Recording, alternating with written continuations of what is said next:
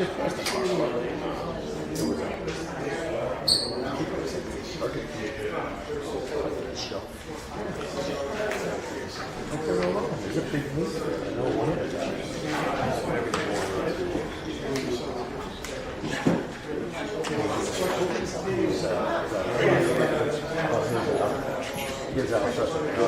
great.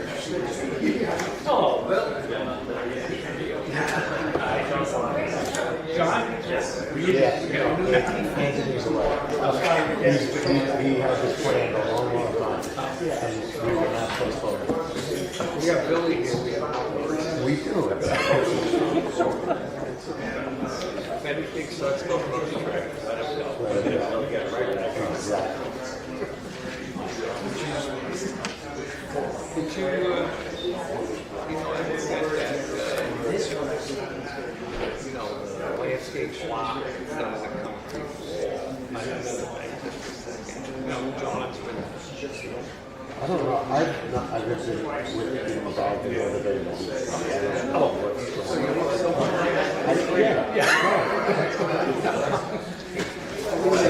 Looks like it's press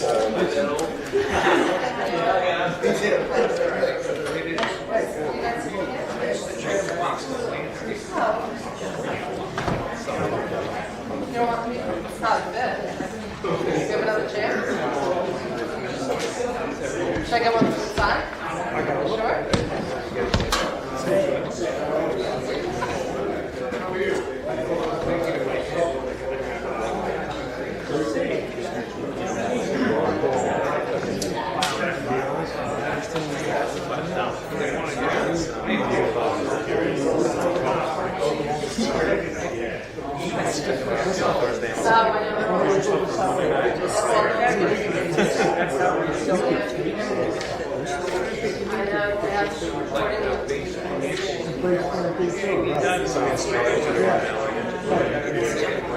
Yeah, the lantern flies. Just comes about 5 and spits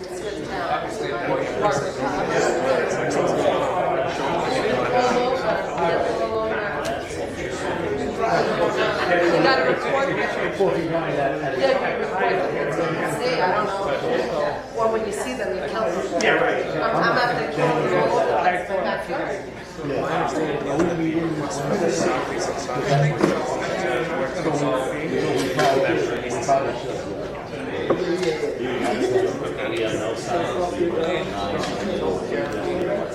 I mean for the in case they ask. Because I want to know that the project overall is the carbon change.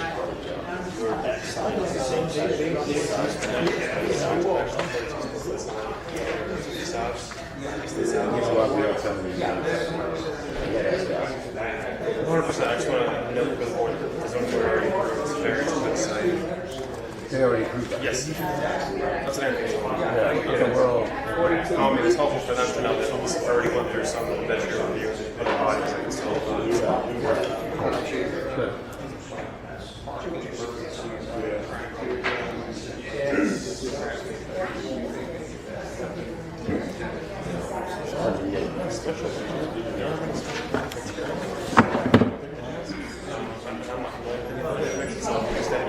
Good. Your use has more stalls, 44 stalls. My use is 22. But we're just taking over. I mean, you have nothing. We have any needs right here. We need 58 and there's 78. Yeah. I need 6 or 7 for the side. Maybe lots just these 3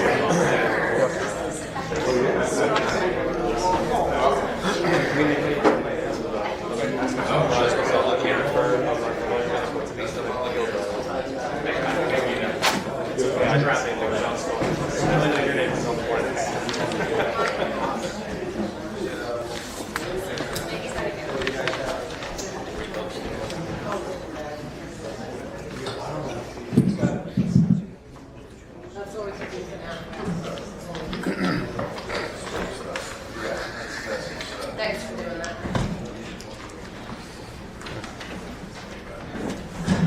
Everyone please rise.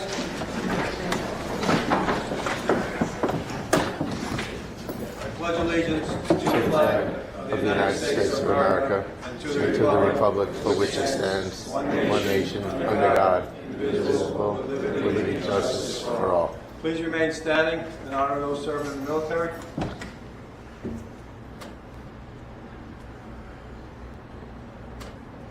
Great, thank you.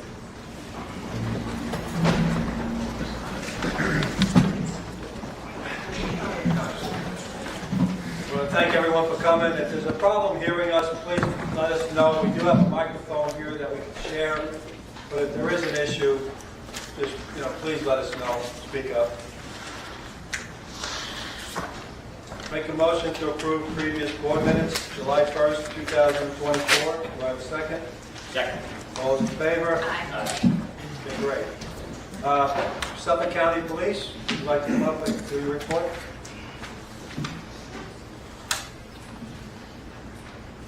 Hello.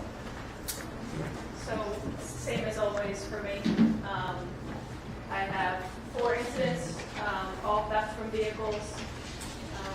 Usually happen around between 1 and 3 in the morning. We have 2 reports on Richland, 1 on Peters, and 1 on Wisdom. Are all these reports from my cars that are open or are they closed? Majority are unlocked. So for me, again, it's just keeping car doors locked, keep valuables in the cars. That's pretty much what I got. I know Bill wanted to ask us a question. Yeah. Yeah, I noticed it's not on there. Thursday, July 18th, we had down on the corner of Lombardi and Mississippi, there was basically somebody sleeping in the little wooded area there, left his belongings, which included a ton of hypodermic needles, heroin, whatever other kind of things. We ended up, Suffolk did come and collect everything. So why would that not show up as a incident? Because there's probably not a crime. Yeah. It's written up as something else. So what I get here is all criminal, offenses. So that's what I get in my report. All right. What is the procedure that we should take as residents or code people if we just see people sleeping in the woods, laying on the ground, homeless people hanging out? What are we supposed to do? You can always call us. We'll get them out of there. And again, they're coming from Beach. They're coming from the bus stops. They're coming from up north, and they're coming down here. But if they don't want, we offer them housing, and they don't want it. We're very, very familiar with the majority of the people that are walking through here. But just push them out. That's what we do. It definitely seemed like, as far as I'm concerned, speaking to residents and such, that there is definitely an uptick in people in the neighborhood between midnight and 5 a.m. that are, checking every driveway. Not that it's just they're throughout the village, and there is no, we don't see the police department in the village. So who would you recommend that we reach out to on that? I'll notify my midnight guys. Obviously, we call it 2 tours, so 7 to 3 and then 3 to 11 the following week. So I'll let them know just to drive through constantly and see what they can do. It'll deter them. Sometimes it doesn't, but at least they'll have a presence that'll get them moving through. Yeah, at the end of Lombardi, where the bait shop is, the food truck is, across the street, there's a White House that's been abandoned for a dozen years. You guys just went in there and cleaned it out. There's tents and everything in the backyard. Is that a town of Islip issue? Is that our issue? It's not in Brightwater, it's in the town of Islip. So it was an abandoned house. There was people sleeping in a tent in the back. We took all their stuff, completely cleaned it out, and they should be moving somewhere else. So I don't think they're there anymore. They wiped out all the overgrown weeds and stuff that were there. So that's the town. That's what they. It's strictly the town. Strictly the town. It has nothing to do with the Is that a spot like on your checklist of spots to check out? Yeah. All right. Now it is. I didn't know about it actually until I got called there not too long ago. And that was my first encounter with them. And then a few days later we got them out of there. So, It just seems to be the gateway when they're coming in and feeding in along Yeah. Orinoco, Marty, Hiawatha. that's where they're coming through. Yeah, and you can see by the crime report, it's all that. Yeah, That's where those it is. names, They're coming from there. Yeah. And as we've spoken about before, Yeah. complex, right on Richmond. Yeah, I think it's cleaned up now, Fairfield. Yeah, and there's another, it's 140 Orinoco. That's Fairfield right next to it. I'm not Same sure. complex.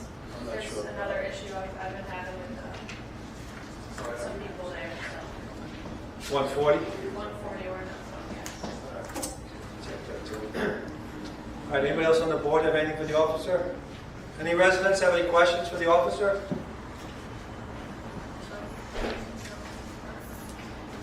Thank you. Thank you for your help. All right, reports of the mayors and trustees.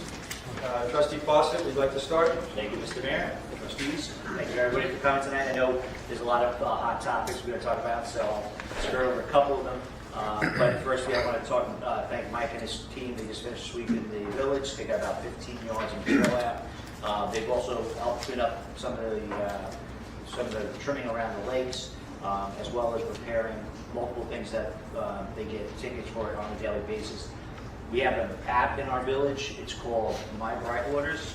I recommend everybody downloading that app. If you see something that needs to be addressed, you can just click on the app, put the details down. It geolocates where you are, so you don't have to put the address. You snap a photo, what the issue is, gets over to DPW or whoever it is, if it's a code issue or if it's something else, and that will be routed quickly to them, and there'll be a record of it. And it's an accounting system for them, and also for us to make sure things get done around the village. Along with that, they've done a lot of repairs with signs and things. We have somebody in the village decides they want to rip out signs around the lakes and throw them into lakes. So we've had an ongoing issue with that. He's had to fish that out several times. So I appreciate you guys doing that. The DPW building, I think, is complete at this point. I think we're waiting on a couple permits to be checked off on. It's a beautiful building. Nice AC in there. Went in there one day on my walk. We'll get the old building out of there, and we'll actually clean up that yard a little bit and utilize it a little more efficiently. We have a 5-man crew, and we have a 6-man crew. The temporary help left us. So they're very stretched, very thin. So if you've noticed, we've had some independent contractors come in and help them out. We have 5 guys, and in the summertime they want to take vacation. So 2 guys go out on vacation, we have a 3-man crew. So they've done a really good job. I put together leading up to this meeting, I've actually been traveling this week, but I put an assessment of the lakes. I gave a little bit of historical background of what myself and fellow trustees have done with the village and the mayor with the lakes. So we can talk about the lakes. There's a little bit of history about what's taking place. That's it for me, Mr. Mayor. Thank you very much. Okay, great, thanks. Trustee Bennett? Yeah, basically what we just spoke about with the officer, noticing more issues of crime and loitering in the village north of Orinoco, trespassing where they're trying to car doors. We've been dealing with it for years. I'm looking into a way for residents to notify us of trespassers in the village. Everybody has ring cameras now. If you see it, obviously you're not calling 911 if somebody doesn't get into your car, but maybe there's a way that we can put that info together so that we'll have some statistics to put towards, the police department to try to get them to spend a little more time in the village. Okay, great, thanks. Bill also chairs our Snapper tournament. That's going to be coming up shortly, so again, I appreciate it, Bill. Trustee Delvecchio? Events for this month include the last 2 Thursday family fun nights of the summer. So come on down if you haven't gone down yet. They're going to be a blast. This Wednesday we have bingo night. August 22nd, as I said, is the Snapper tournament. Does that have time for you? 4 to 8 on Thursday, August 22nd. Then we had to reschedule the ice cream social for August 25th.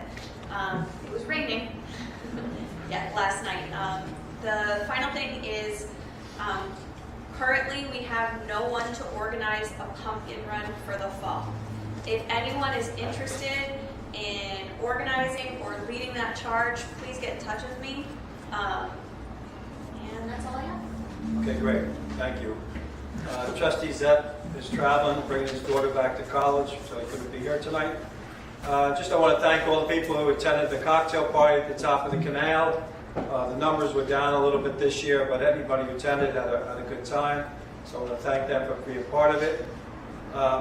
Also, on Thursday nights, we have music every Thursday nights down at the beach, and each Thursday night is sponsored by a local family. So we put that down, so that's no cost to the village at all. We entertain 200 or 300 people, and the fact that it doesn't cost anything is a good thing. I want to thank Maria Donnelly, the camp director. She ran a great camp this summer. They had over 100 kids, the most we ever had for camp, and she does a phenomenal job with that. And the day after she finishes camp, she goes away for 2 weeks. So I'm not saying it's a tough job, but she does a great job for us. National Grid, we paved all those service roads. We were planning on paving all of them, but we had to delay it because there's a gas main. So they upped their schedule because it was good, because Trustee Foss and other people were complaining, and they had leaks, so they're pushing that up, and hopefully that'll be done in a month, and we can complete that project, have all the service roads done. Fire department had a run that they based out of Walker Beach, and Kyle and the guys do a great job. The fire department comes in, cleans everything up, and it's a nice village event. That's all I have for now, because we have a lot of things going on. Board, anything else? Did we forget anything, guys? Good? Okay. Next thing on the agenda is a public hearing to consider adopting Orinoco Realty LLC and Bongiorno Vintage Car LLC pursuant to Village Code 128-13-3 and E and 128-14 for special use permit for the approval to use part of a proposed new construction building, same as the Pickleboard Express, to be located at 245 Orinoco Drive in the village of Brightwaters as a private automotive restoration and detailing facility for vintage automobiles. I make a motion to open the public hearing? Yes, sir. All in favor, second? All in favor? Aye. Just, Trustee Del Vecchio is going to recuse himself from this application. Thank you. Trustee Del Vecchio and Trustee Zepp cannot vote on this proposal because of their relationships with the owners of the property. Right now, if people are asking, it's the property across from the beer distributor, the big old abandoned property that's been there. Right, Brightwaters Gardens, I think it was Coal Yard years and years ago. So these gentlemen are going to put their presentation, and then we'll be looking for questions afterwards. So please state your name and go to it. Yes, good evening, Mr. Mayor, members of the board. My name is John Stalakis. I'm counsel with the law firm Farrell Fritz, and we represent Orinoco Realty LLC and Bongiorno Vintage Cars LLC in connection with a special permit application for automobile repair and detailing use. With me here this evening are the applicant's representatives, Mr. Charles Ferraro and Mr. Bill Bongiorno, as well as Al Sutton, the project architect. Let me just, Matt, can you hear back there? You can hear? Yes. Just for the record, we've submitted a presentation booklet for your review and consideration, and we'll address these exhibits in our brief presentation. As you probably know, the property comprises approximately 1.5 acres and is zoned South Business District, located at 245 Orinoco Drive. As shown in the maps and aerials at exhibits 1, 2, and 3, the property is situated at the southerly terminus of Peters Boulevard between Ackerson and Potter Boulevards. As shown in the photographs at exhibits 4 and 5, the property's northern boundary fronts along Orinoco Drive. The parcels across the street are zoned North Business District and include the Brightwaters Beverage Center, an auto glass repair shop, an electrician business, and a number of offices. The parcels to the west and east are zoned South Business District and comprise a parking area next to Farmer Brothers Auto Repair and the Brightwaters Hardware, formerly Brightwaters Auto Repair, respectively. Excuse me, did you guys give out anything to the residents? Do we have anything to show to the residents? Any blow-ups or anything? I did for time and please. Do they have, the residents have it? Yeah, there was enough packets back there, 2:30. Does everybody have a copy of what this gentleman's talking about? Feel free to look. And if you need my information after, I can email things to you if you need, okay? No, I don't mean to interrupt, I just want them to know what you're talking about. Understood. Want me to wait? Yes.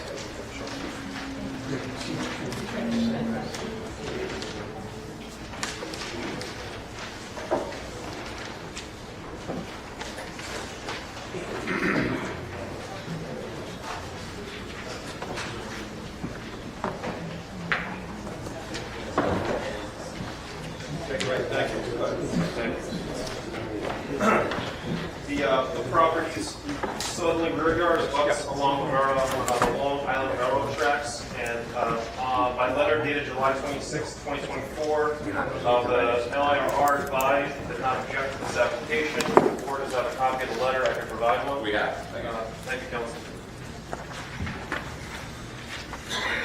As they're noted, the property previously was utilized as a garden center and landscaping business, and there are several existing structures on the site. As shown in exhibits 6, 7, and 8, the applicant proposes to redevelop the property by raising the existing structures and constructing a 20,800 square foot single-story building to be divided into 2 uses. And the exhibits I'm referring to are the site plan, which may be out in the crowd, floor plan, and architecturals. Approximately 11,800 square feet of the easterly portion will comprise 5 pickleball courts, and approximately 8,600 square feet of the westerly portion will comprise a private automobile restoration and detailing facility for personal use, car collection, and whatnot, and this will not be a commercial operation. The pickleball courts are an exercise salon use permitted as of right, and the automobile restoration and detailing use is allowed by special permit from this board, which is the subject of tonight's hearing. The inclusion of a special use by special permit is tantamount to a legislative finding that the use is in harmony with the area. Here, the applicant is redeveloping an unutilized site with a benign use. The property is not adjacent to or visible from residences and is situated between and across from commercial uses and adjoins the Long Island Railroad tracks. The automobile restoration and detail use will be a private function and not a commercial operation, so you won't see typical traffic impacts associated with a garage or things of that sort. It's worth noting that the site's overparked because the parking calculations include for an auto garage, but it's not going to be used as a commercial garage. It will be a private use. As the board may know, the board may impose conditions on issuing the special use permit. The applicant's amenable to reasonable conditions such as no auto body work, no welding, no spray painting, things like that. I'd also like to note for the board that the zoning board heard an application for 3 area variances, including the rear yard setback for one of the curb cuts and for signage. And the zoning board has granted all 3 of those variances. On the site plan, you'll notice the signage square footage calls for a 92 square foot sign. That was reduced to 42 square feet to match the 2 facades. So I'll turn things over to Mr. Ferraro if he has anything to say. If not, we'll open the board's questions. Good. You mentioned that everything is for indoor storage only. There's not going to be any outdoor storage. Yes. Correct. So if we put that as one of our conditions. You're going to speak. Could you give your name for the record this way the court will That's take it down? Question for you. How are you getting the cars in the building? That's a great question. Through the front. Got to come up and give your name and address for the record, please. And take it down. My name's Charles Ferraro. Charles Ferraro. I'm the owner of 245 Overland Drive. The way that the car's going to enter, they're going to just go over the curb in the front, so they won't be parking in the front, and they're just going to be, you're not even going to know that they're garage doors because it's going to look like storefront glass, and they're going to just slide open, and the cars will come in and out of there in the center of the 8,500 square feet. So, If you look at Exhibit 8, yeah, that's what I'm looking at. Yes. So those doors that are under that first gate, Yes. that's going to slide completely over. Correct. Just wide enough for one car. Right. So, Like a car dealership. so the only issue with that is that becomes an active driveway that does lose spots. Well, no, because we're gonna have, I think that the way it's presented is that there are curb bumps. Right. So we go over the curb Right. and straight in. So the car has to go in and out of there, so it's an active driveway. Well, it's the owner's, no, we're not looking for cars to go in and out, so Okay. it's not gonna block it. Those 5 or 6 spots that are going to be to the east of the west. On the west side. Yeah, the westerly portion will be for the owners of the cars, so, Yeah. you know, we'll have signs for no parking as I'll well. defer to Bob later and ask Yeah. about that. You got it. Are there multiple owners of cars or just one owner? Could be multiple owners of the cars. Who else on the board have any questions before we open it to the residents? No. So you say if it's multiple owners of cars, like those cars are basically being stored there almost as a museum. It's not like they're going to be pulling those cars in and out to go to Not at all. taking for rides. Not at all. It's private collection. I mean, there's no more than 3 to 5 guys that are going to store their cars. Maybe not even 5. All right, do any, well, is the architect going to do a presentation also before we open to the public? Al Sutton, architect for the applicant. She's over there. Yeah, last time she was over here, you guys didn't have did that on purpose. 278 North Country Road, North Place, New York. Ultimately, just on the ingress act, it's just a multi-slide glass door. The operation would be that the owners, it's a private club, they have to bring out those rubber ramps that the car can drive up over the curb. It doesn't happen that frequently.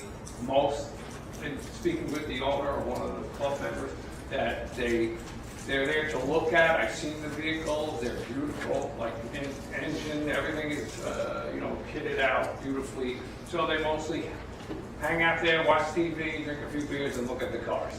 It sounds that simple. That's really all that's happening. So the site itself is, we have 10 excess parking stalls, including, counting the pickleball side and the club, and we still, the parking burden for the site, we have 78 stalls provided, 68 required. So that includes handicap. So we feel like, and this has been an evolution for a full year. So we've actually worked with your consulting engineer, and we've kind of worked through each of the issues, garbage truck radius, turns, all that. So we feel real confident it's going to actually work well. Traffic studies. Yeah, exactly. Yeah. There's no lifts in this, right? I'm sorry? Is there going to be lifts put in this building? I believe so, yes. Yes. William Bongiorno, one of the owners of the building. There possibly would be lifts, depending on how many cars are in there. Nothing more than 2 high when I was in a stack triples or quads. So the lifts are used to store cars? To store, not to work cars. Yeah. The one car will just go off the other car park underneath. They're not made to have access to undercarriage. Yeah, there's no work being done anywhere. I know you want to put an exclusion in there for work. The cars will be waxed. Yeah. Change a light bulb, that's like the biggest repair that's going to go on there. Okay, residents, if you have any questions for these gentlemen, please, raise your hand, state your name, and then ask whichever one you want. Question?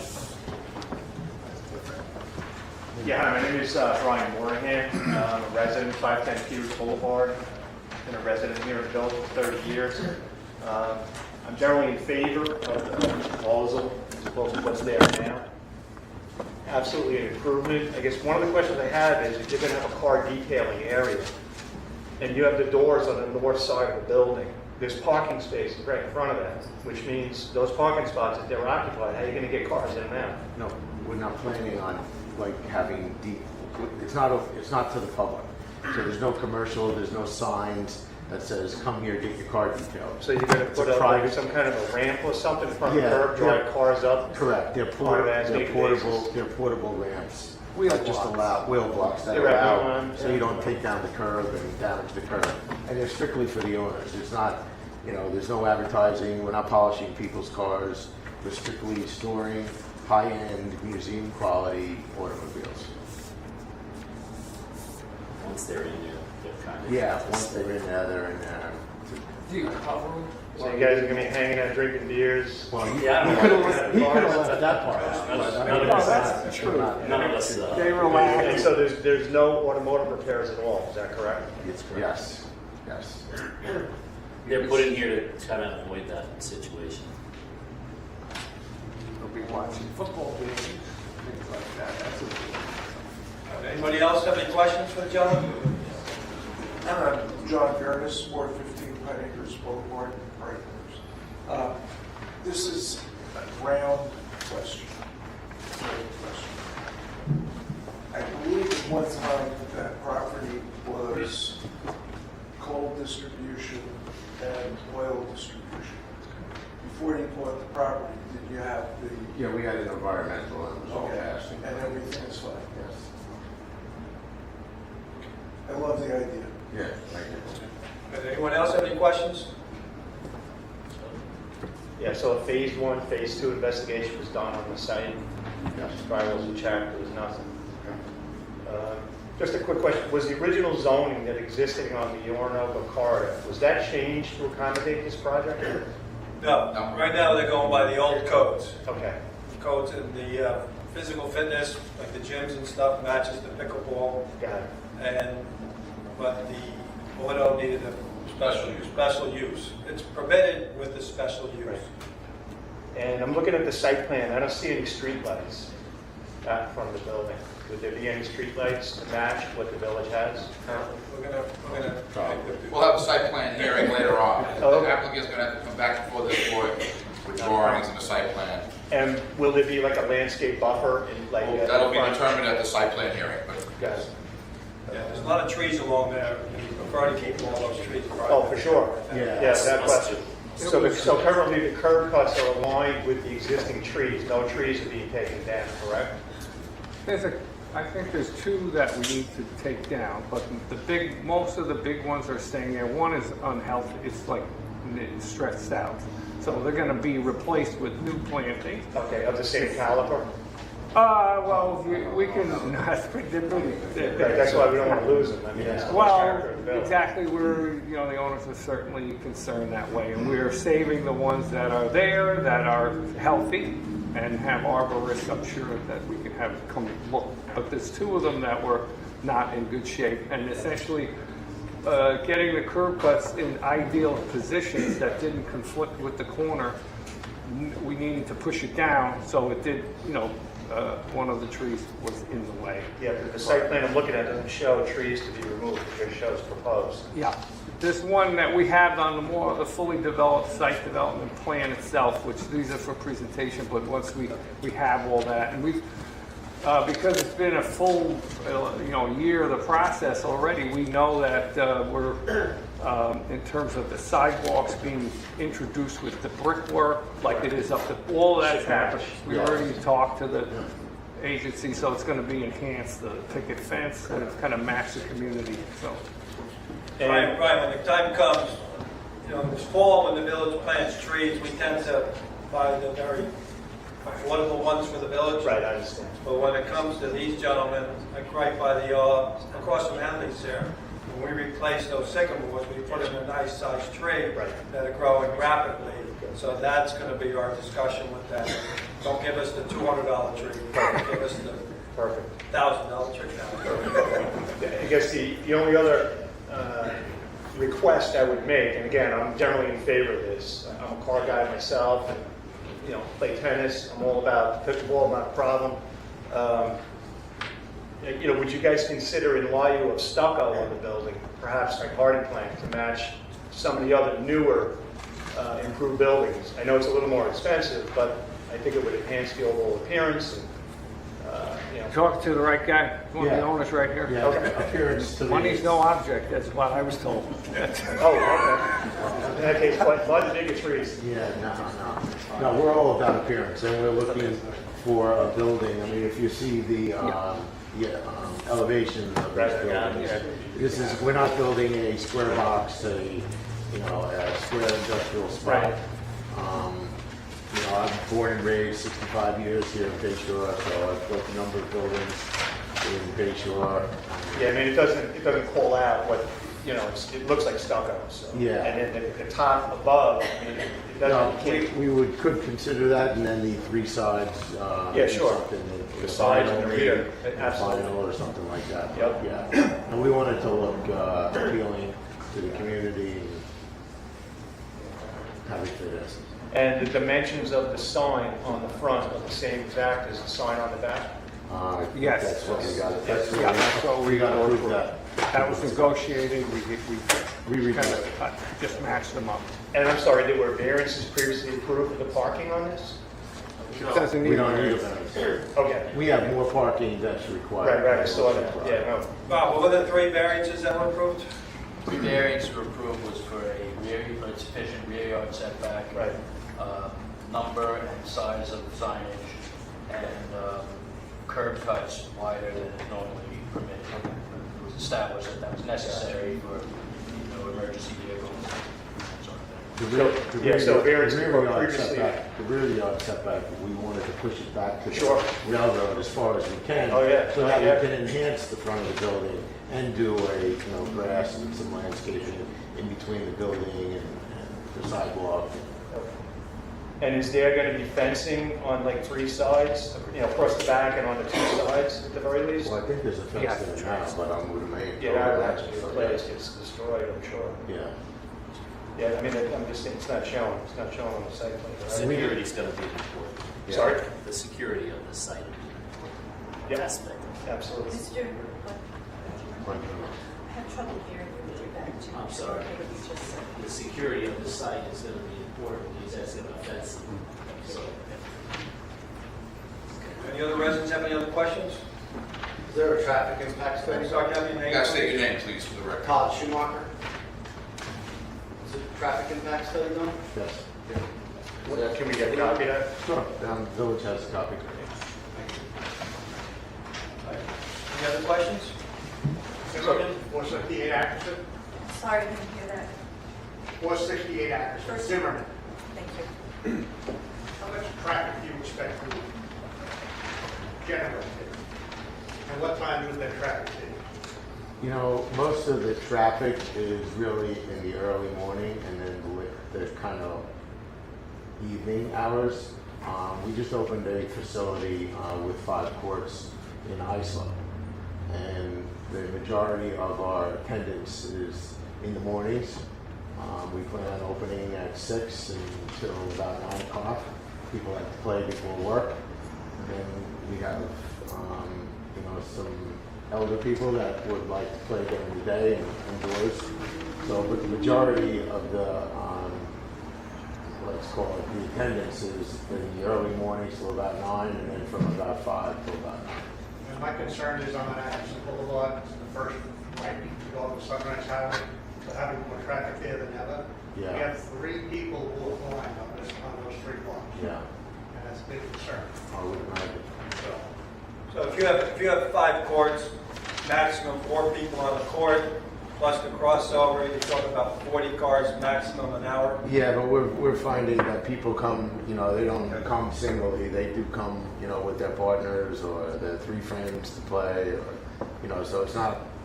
We were seeing that in Iceland that not everybody's driving up there in their own car.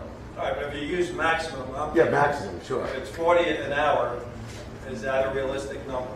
I guess it could be. That sure. could be a max, that sounds like the max. Yeah, that's the max. Well, when we had the Chase Bank in town, they did 25 to 30 cars an hour. Well, it's not 40. I'm just saying. It's not 40 cars for an hour. It's like. Well, let me finish my point.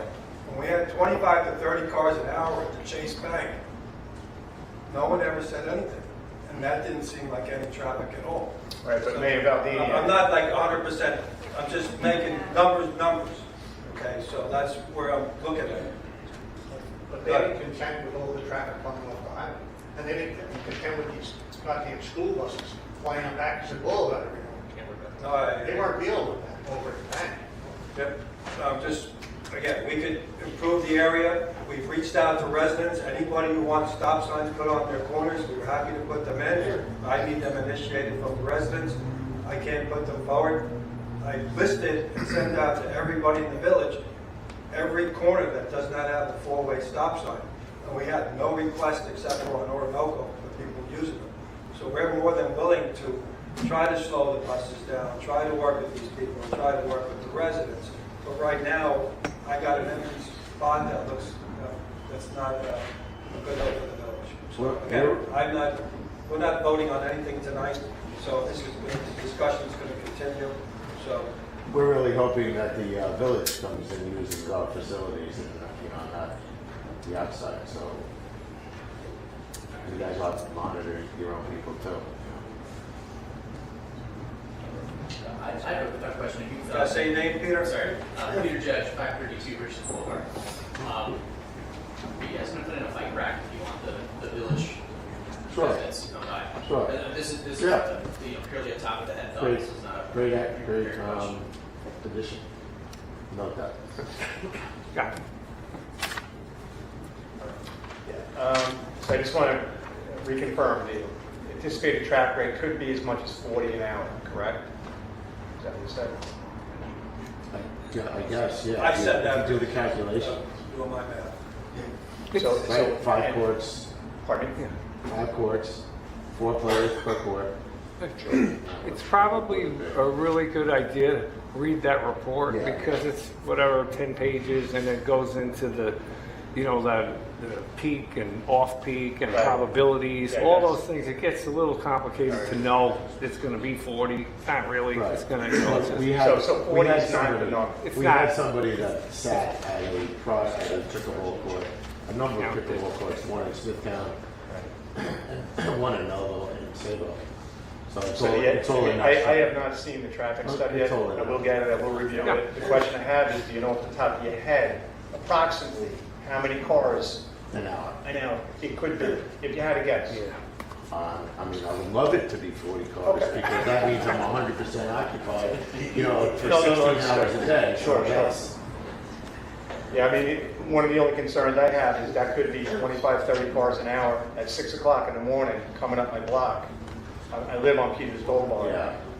I'm not a morning person. Do I'm not up at do the crack of cars come dawn. down from Sunrise down Peters or do they come down Windsor? Or Pardon me?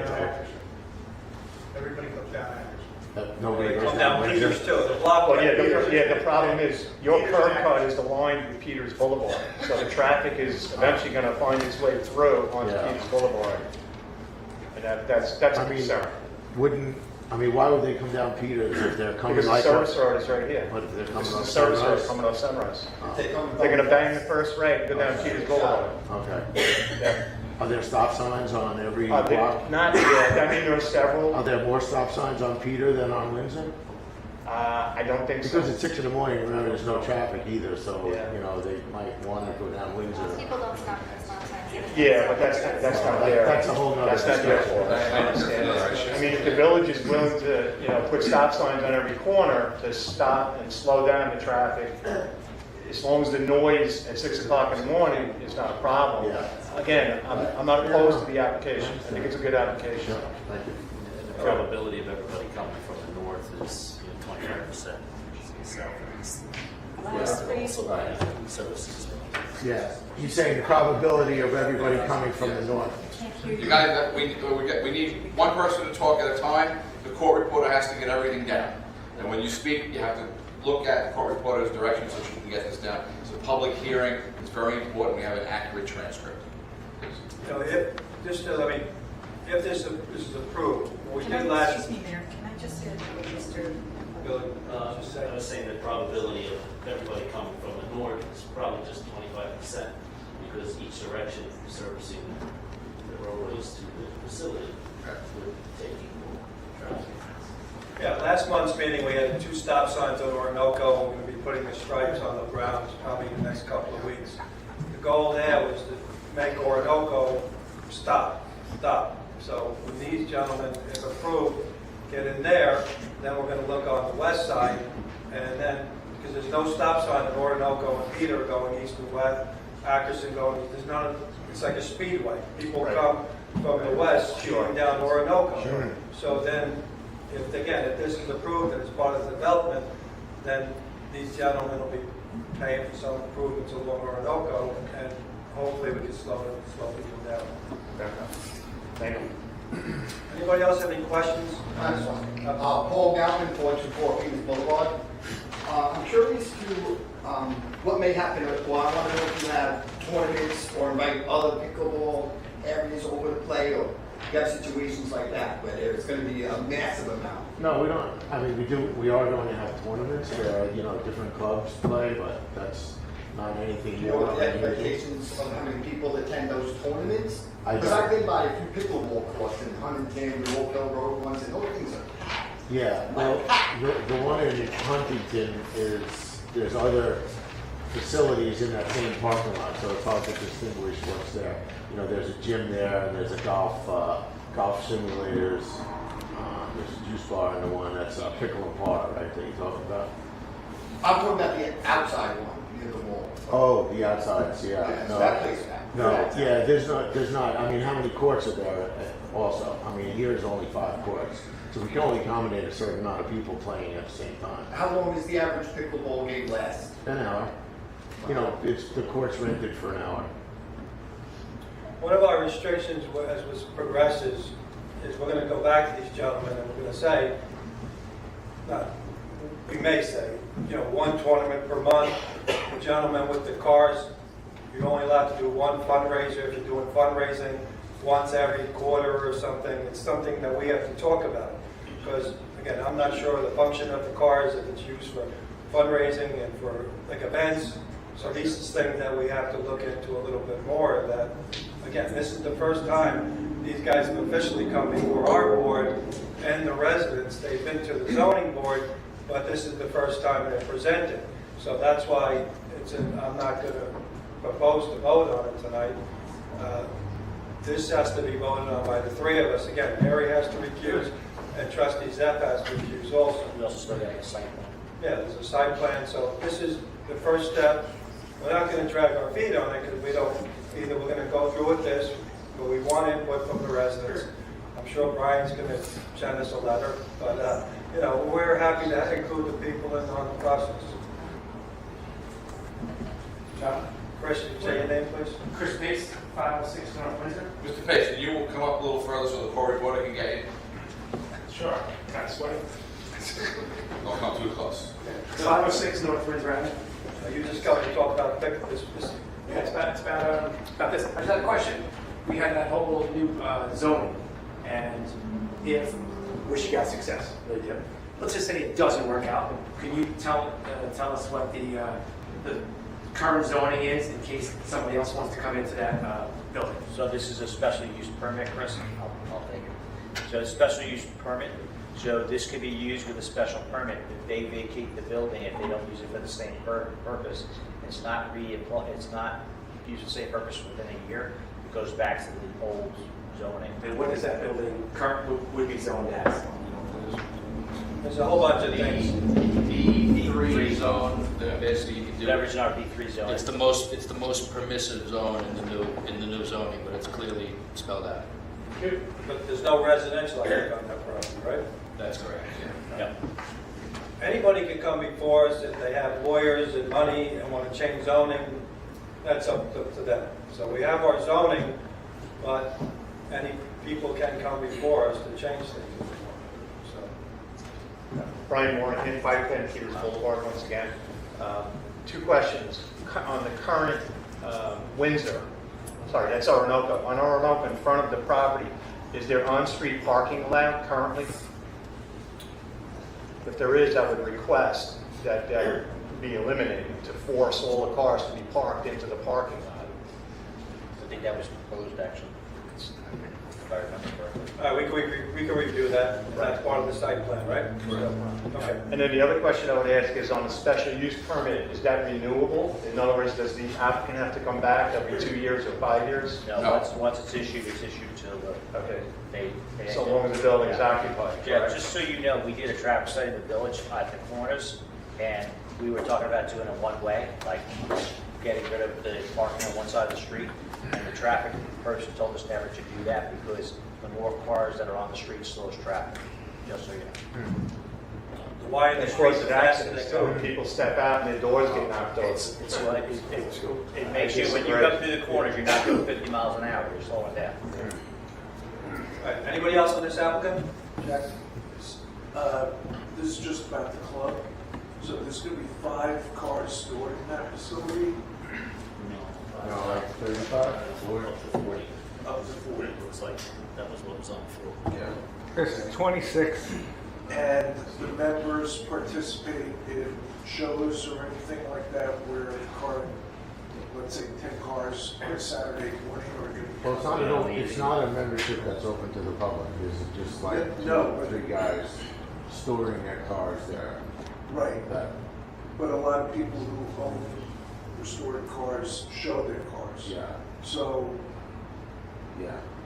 We haven't talked about shown at the facility. Sometimes they be for events at, say, Hershey Park or at different sites, but sometimes in that look at this,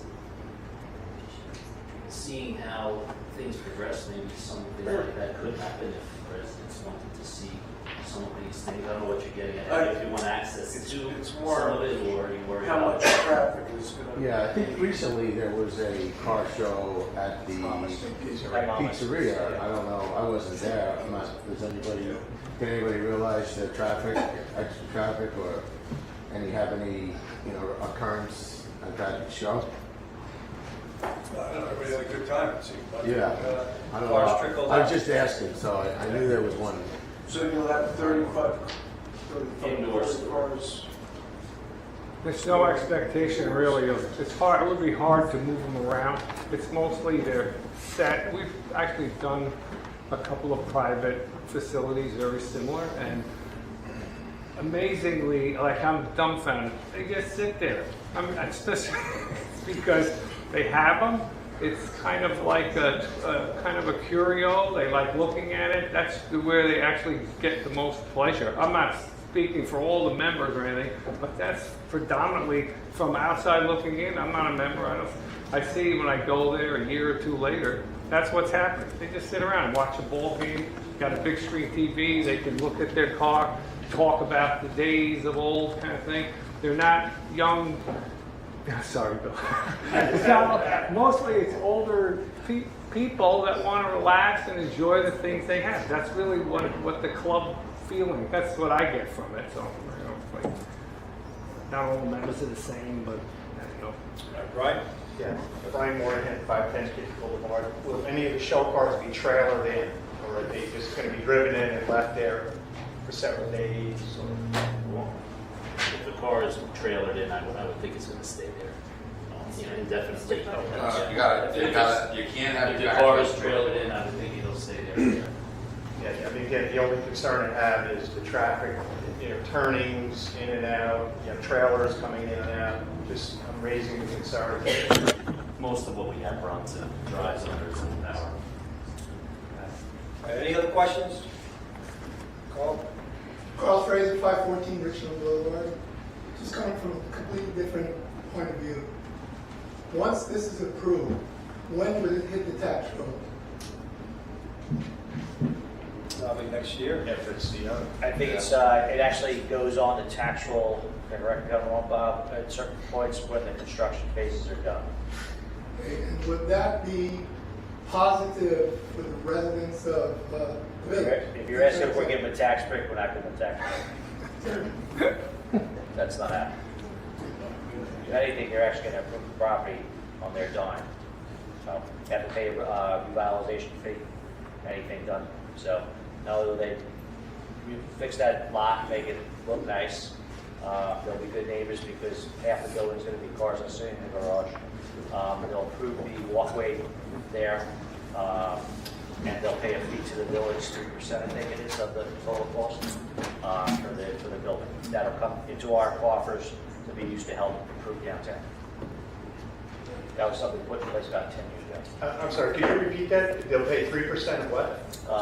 I don't know if It's a fee of $1.50 per square foot, half of which is paid prior to building permit, second half prior to issuance of CO, and that was established, as Trustee Forson said, about 10 years ago, as a method of the village raising money to improve conditions in the downtown. It's called a revitalization fee. Okay, got it. That would be Besides the normal building permits and fees. right. That was my question. So this would be in addition to the DOB filing fee. all those beautiful lights and stuff downtown, all the new curb.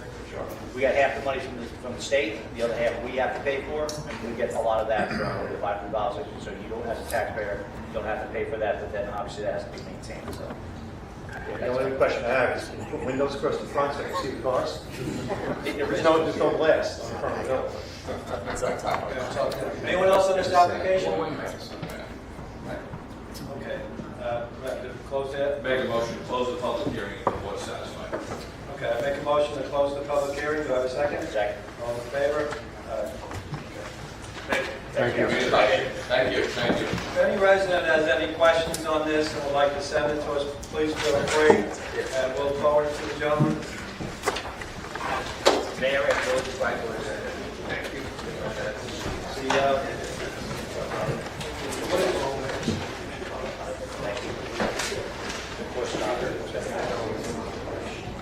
That's it? Yeah. All right. Sure. We have a switch.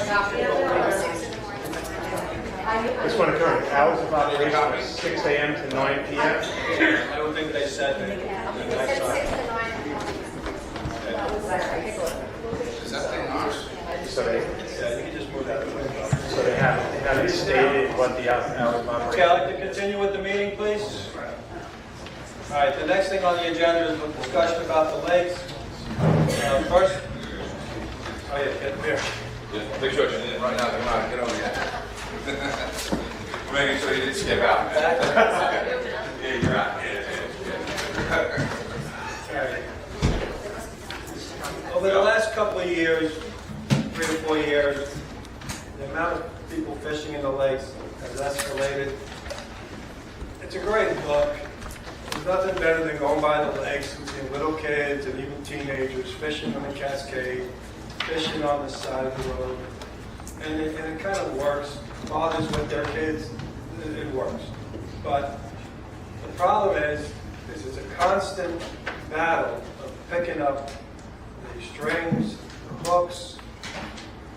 We have our friends who is constantly at our lakes helping the swans. Only twice this year the swans got in the net.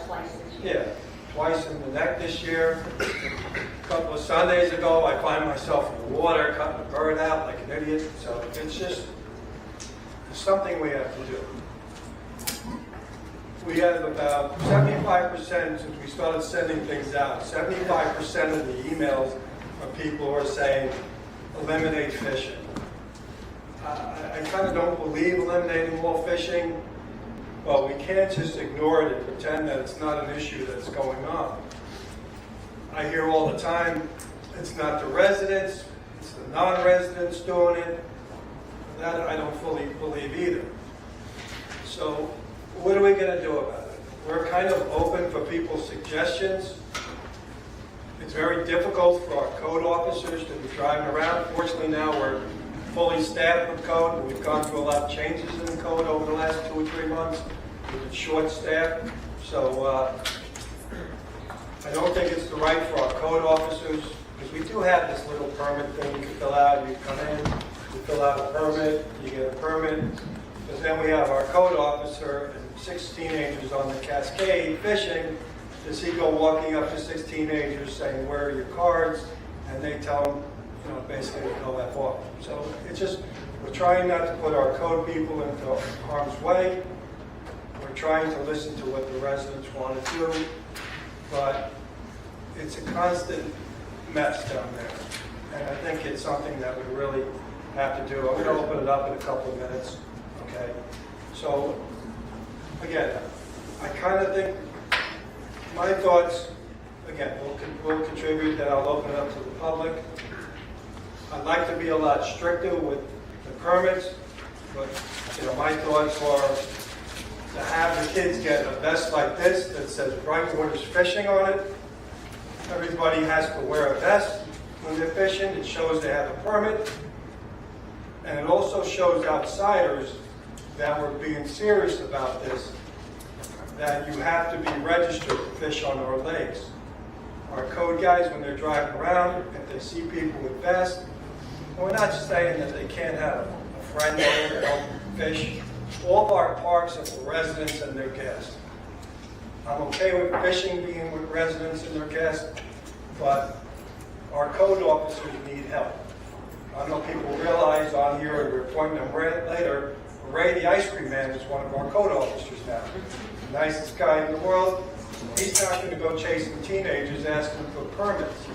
But if we have someone with either an orange vest or a green vest that says Brightwater's Fishing permit on it, at least again, it shows our code officers who's registered, who picked up the form that said clean up, clean up. I signed this form that I'm going to clean up. And again, Can they have friends?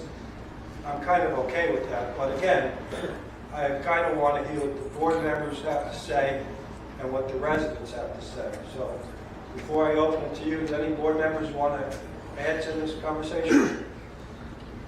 I just, it's been something, my kids, I do with my kids when they were younger. It's been something part of the village for as long as I've been here. Yes, there's a lot more kids because, there was COVID and everybody was looking for things to do. That was an easy fix. So that's kind of a leftover from COVID. We have a lot of kids and parents down there fishing. I do have an issue with adults down there with full gear, fishing. I don't think that's the right thing, but the reality is they're probably the most careful about bringing their fishing line back in. You got an 8-year-old down there with a pole, he throws his line and gets caught up in the tree. He's not pulling that, he's pulling that till it breaks and then it's stuck in the tree. So there's no easy solution here. I would hate to see that go away. It's been a very long tradition, and hopefully someday when I have grandkids, I'll take them down there. So that's all I have to say. Would you like to comment? No, I also agree that it is great seeing the kids down there fishing, and it's definitely a little bit more population of fishermen down there than in the past, but definitely not something I would want to see go away. From conversations with residents, a couple of things have come up. I understand, we have taken the garbage cans away from the lakes area, so possibly bringing them back more frequently, just like placed around the lake, could potentially help keep the litter and the garbage out of the lake, including the line. The other thing that I've heard from some kids is that their line gets caught on all the overgrown stuff going into the lake. So one idea that came up in conversations I've had with residents is designating very specific areas for fishing, where it's like maybe between this cute little built pole from a Boy Scout to another cute little built pole from a Boy Scout, to designate a very specific place so that when code is driving around, instead of checking passes or having to just saying to the kids, hey, you can't fish here, you go to our designated fishing areas where we can do a better job of clearing out the grasses and any type of debris that we can to make it an easier fishing experience in those places. The most popular place is the Cascade Bridges. Yeah. And the bridges, yeah. So. But maybe we take them off of those and create a space, and it doesn't have to be permanent. It can change. The bridges in the Cascade have no trees, and then you actually go around where there's a lot of line is, it's put up in the branches of the trees. Just so you know, Mary, we actually added garbage cans this year, not to no, it's okay. Just so you know, I looked at Mike and we both shook our head. We actually added one resident asked us for another garbage can. I think that'll help. But if you actually walk around the lakes, I do it almost every single day. It's really where there's overgrown trees and bushes, which we just cut back. And that's really where the lines are hanging down, and that's where the swans and things are swimming into it. Not that lowly, that's that's the other thing. So. We do have line receptacles around the lake, so kiddos can deposit their used line, and that does get recycled properly. I'm still in touch with the scout that put that together, but that's what came up in conversations the last couple weeks for me. Okay, we can look around for some more smaller cans, not the big open ones. Okay. All right, any residents would like to comment on that? Anybody would like to comment on this, please say your name and address. Todd Schumacher, 18 Lakeview North. Can you state the current regulation to be able to fish in the lake? Under 18 years of old resident. Okay. So we've got an enforcement issue is really the problem. It's because under 18, it's kids, they have to be a village resident. I see trucks come in backpacks and gear. You know they're not village residents. They're older people fishing in the lakes, recreational fishermen. Right? Back to your point, we've got an enforcement issue. If you enforce the regulation, it's going to help a lot. Well, that's why I don't know if everybody likes my vest, but if the people have a vest, then people from out of town know that something's going on here. So it does help with our enforcement, I believe, and that our code guy has half a chance and he's not asking everybody over and over. So that way, like your kids or other people's kids, and the guy keeps, we have different code officers. So if they keep being asked, the kids get wise because they feel like they're being harassed. But our guys are doing their job asking the question. So if we can have something designated like this where they don't have to ask everybody. And I feel though too, if you see a dozen people with these on, people coming in the car and say, what's going on? That's their fishing permit. We don't have a fishing permit. You can't be here. And then maybe we could focus. Again, we had some issues. We had a lot of open time slots for code. Now we're fully hired again. So I think we're even looking for another person. So hopefully now we can do that. But the lakes aren't their own thing. I drive around the village constantly, and I would say every time I'm out, I see somebody doing something wrong about things. So it's a little frustrating, but we have to step up our game for sure. Yeah, John, so, by the way, I think the village is doing a great job throughout the community and around the lakes. So currently, no, it's all good. So currently, there are no fishing permits required, correct? The only requirement is under 18, you must be a resident. On the signs, it says fishing permit required. We do have them in here if people want to come in and get them. But again, due to the lack of enforcement and having people to do that, I think it was difficult. If we bring them in and say, listen, you've got to get a permit, you get a card, you get a vest, look at this form, you can't do this, you can't do that, you can't fish in certain areas. At least then we're trying to do what we can. There's no fishing on the northernmost lake, and that was geared toward the swans when they were mating. And then we have people saying, oh, well, how come I can't fish there? But why do we have to fish on every lake? We have 5 lakes. You can fish on 4 of them. So and I get crap because I tell people they can't fish on the North Lake because people want to fish where they want to fish. They don't want to fish where the rules. They want to fish where they want to fish. So that's something that we deal with all the time. 2 kids, teenagers, 2 weeks ago, underneath the sign that says no fishing, we're fishing. I stopped. I said, guys, you can't fish there. What do you mean we can't fish there? It says the sign right there. So now what do? I just take their picture and I put them on the village Facebook page and say, who's the parents of these Clodio dodos that do this, It's like a certain point where, I have to try to keep calm, but then I want to bring them back and throw them in the water. But it's just, again, we need a better system. And we're happy to hear any kind of suggestions that people have.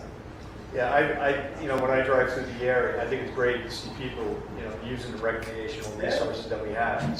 Kids fishing there, I think it's fantastic. I would not restrict it in any way. I would encourage kids to fish there. But the cleanup is getting out of hand. I guess that, if that becomes a problem, sure. It is. Agreed. It has become a problem. Agreed. All right, anybody else? Jack? So, my wife... Sorry, you have to say your name again, Jack. Okay. Jack Curtis, 115 Pioneers Boulevard. My wife and I were Lake Association homeowners in a community in Connecticut. This is a problem that we had as a community in Connecticut. The way that it was handled, and it was not a problem during the summer, but it was definitely a problem during the winter. This lake is a great fishing lake, which is even better for ice fishing. So there were a lot of outside people on the lake, traipsing through lakefront properties and all that kind of stuff. So the Lake Association came up with numbered pennies, okay? The yellow or green color with a number on it.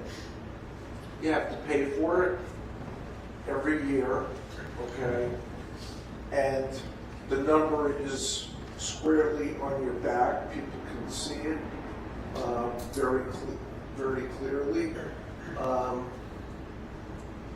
And you get so enforcement's a big problem here. So how much of the garbage is related to people that come from out of town, who knows?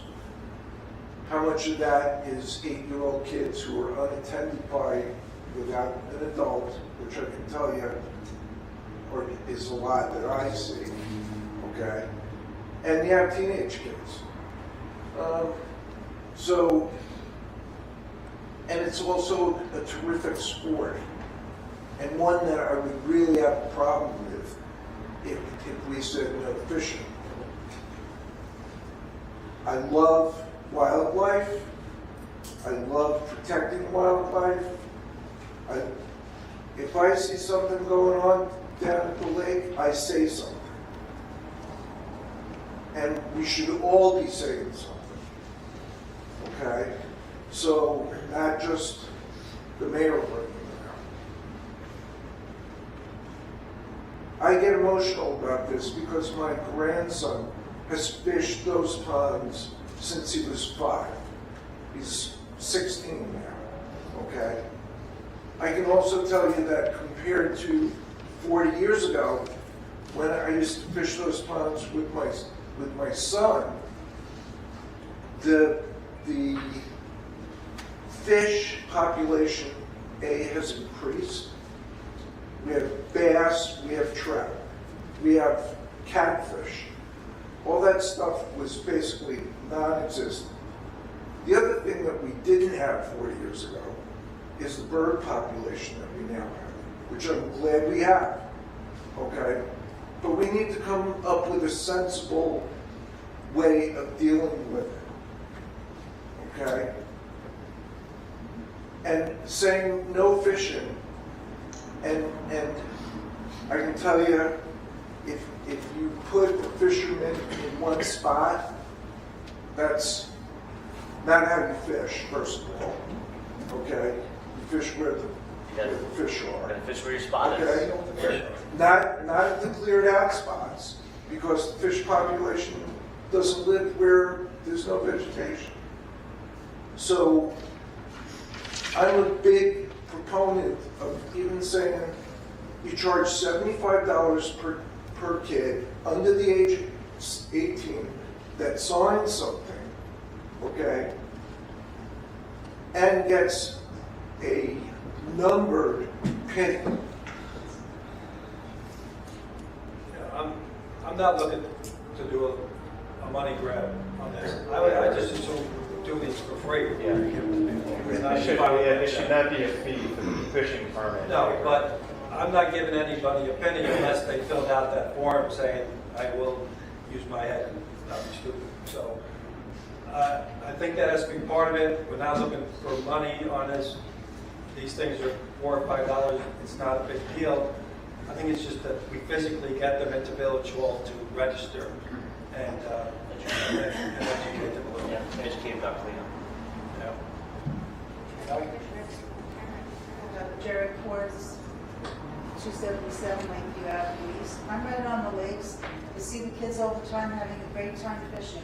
We have the same problem that we have with the lakes in general. Kids have a hard time reeling back in their lines because there's so many lilies in the way. And they get frustrated, and that's why they end up with so much crap left in the lakes. We have fishing line pieces because they couldn't get their lines back out. So they cut them, start a new one, and throw them back in. I see it happening all the time. So one problem creates another problem. The kids love to fish. There's a lot of them there all the time, but this is a constant problem. Getting stuck, not just on the trees by throwing it, but pulling it in and not being able to pull it back out. And it's annoying because they can see there's a fish on it. They can't even get the fish. So, Jerry, what's your thoughts on residents and non-residents using the lakes since you live on the lakes? well, you know, like you said, people aren't wearing badges or vests, so you don't know who's there. But I see kids getting together and having a good time. So if there's one resident and one that isn't, so what? I don't think it's a big deal. I think they're having fun in nature, and it could be a great thing. Thank you. Anybody else? Christine Michelli. I'm the person who comes and takes care of the wildlife, and I appreciate very much what you're saying about the wildlife. I always see the same children out there fishing.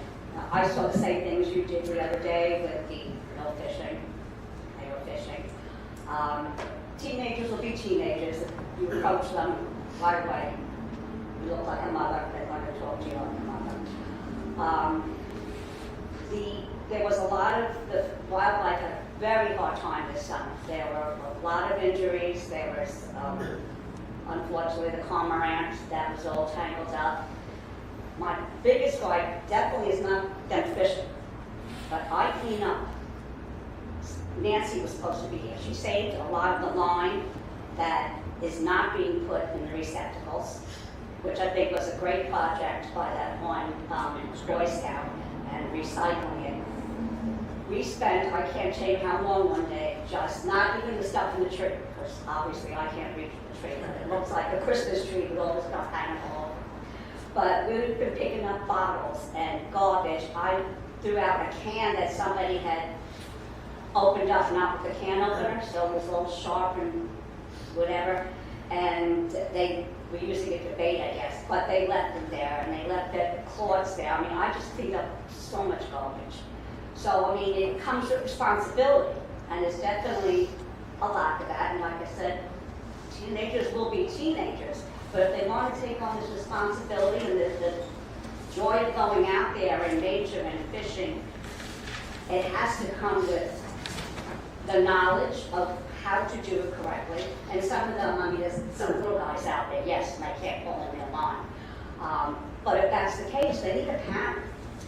They're out there by themselves, and there's no consequences or responsibility. If it gets caught, that's it. I get called days later for the injured bird, which, I mean, I'll always come to do that. I'm not complaining about that. But there should be less of that. And they should learn how to fish, not just given that fishing rod and whatever and sent out to go do it, because that's obviously not working.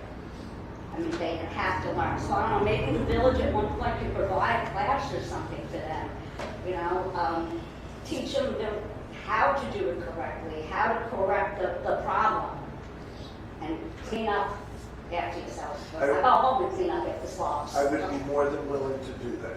Thank you, Jim. I mean, I think that would be fantastic. You know, I mean, it's something for them to enjoy, and I mean, one day a child was trying to keep the swans away, so his solution was to throw bread so the swans would go away. Then the swans came back because they wanted more bread. So that wasn't his fault. I mean, in his mind that worked, you know, but if they learn the correct way and clean up after themselves, you know, I mean, they can enjoy the swans and the geese and whatever, the ducks and everybody that's out there. We have to share. We have to share the land. We have to share the lakes. They were here first. So it's just a matter of teaching them responsibility and teaching them how to do it correctly. And I mean, accidents are going to happen. That's fine, but they have to happen, definitely have to happen less. That swan almost didn't make it.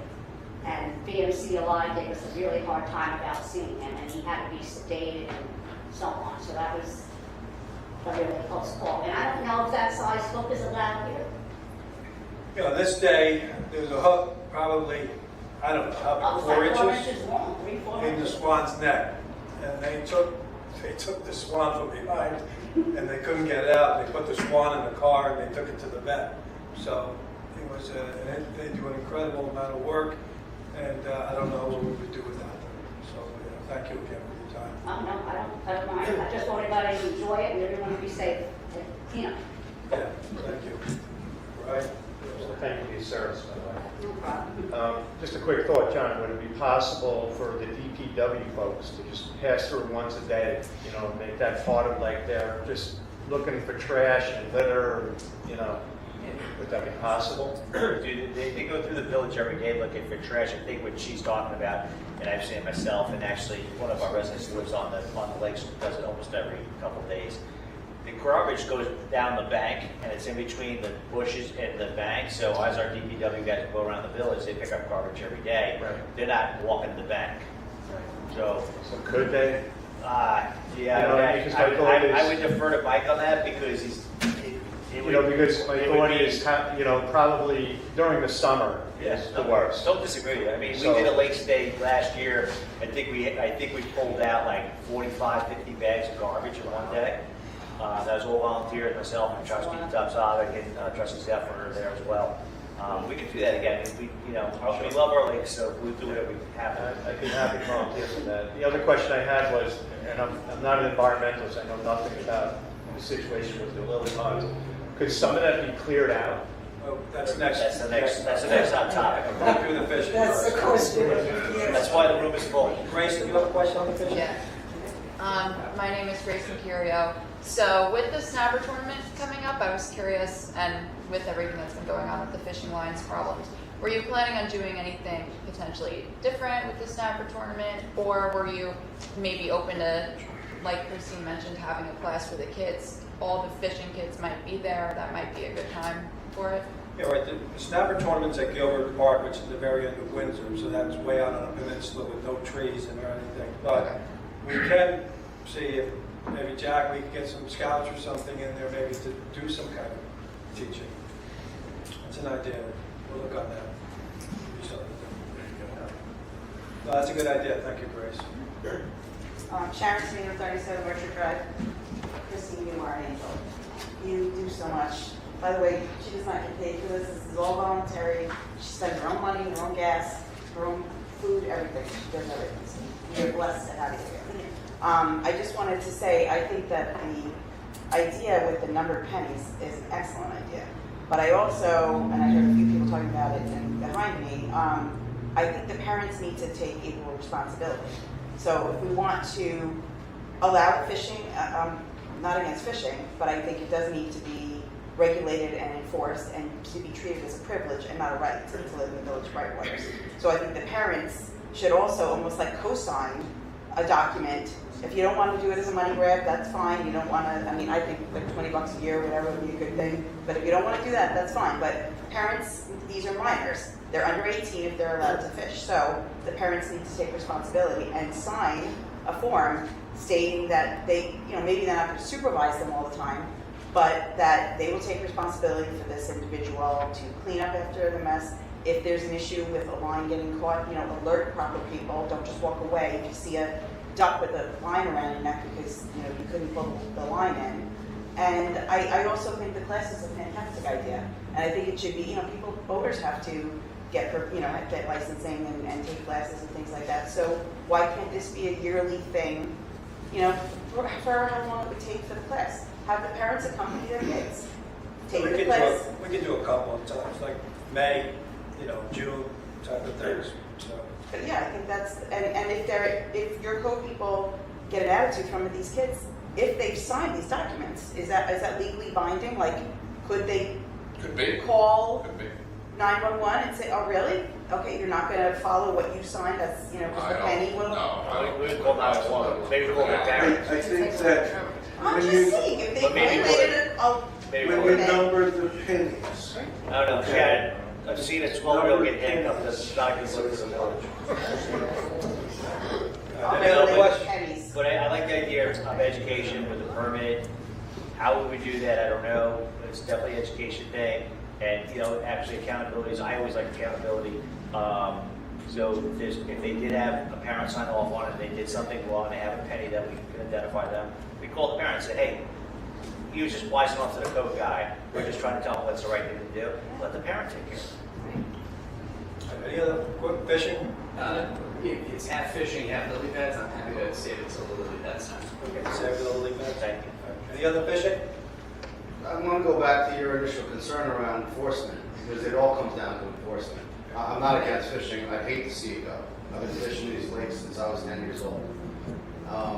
But if you're going to ask someone to register, get something identifiable that you know they've registered and they're allowed to fish, again, it's going to come down to our code enforcement people going around and making sure that only the people that are registered and have that identifying can fish. Well, that's why, in my mind, these vets give them a fighting chance that they're not going after all 40 people who are fishing around the lakes. Yeah. So, yes. And again, we were short 2 officers for 3-4 months, and we've gone through people, And we don't get retired police officers. We pay $18 to $20 an hour, which is something that we maybe have to redo. You know, our guys during the day, during the week, get more, because they're like help out with the code enforcement work. But we could definitely pick that up. We should pick that up. Quick question, Trish Schumacher, 18 Lakeview Avenue North. Are the fishing line receptacles effective? Are they getting filled with line? Like And people, do we know they're working? They do get filled. They do? Yep. Does someone come and take it away? I know the Eagle Scout comes and takes it, we both take it, it's also full. Okay. So you guys check it also, Mike? Yes. Highway Department? Okay. So we do. So you think kids are actually putting line in there or cleaning up? Is They there put line in other items. like a box, like a wooden box, maybe where it's easier to All the dog walkers pick up all the lines when they walk around the lakes all the time. They Yeah. throw them in those things all the time. Anything else on fishing? Go back here, Woodland Drive, walk the lakes plenty of times, meet many kids fishing. I've asked kids at different times, you know, make sure you pick up those bottles or whatever. No problem, sir. They pick them up, they throw them away. I don't find many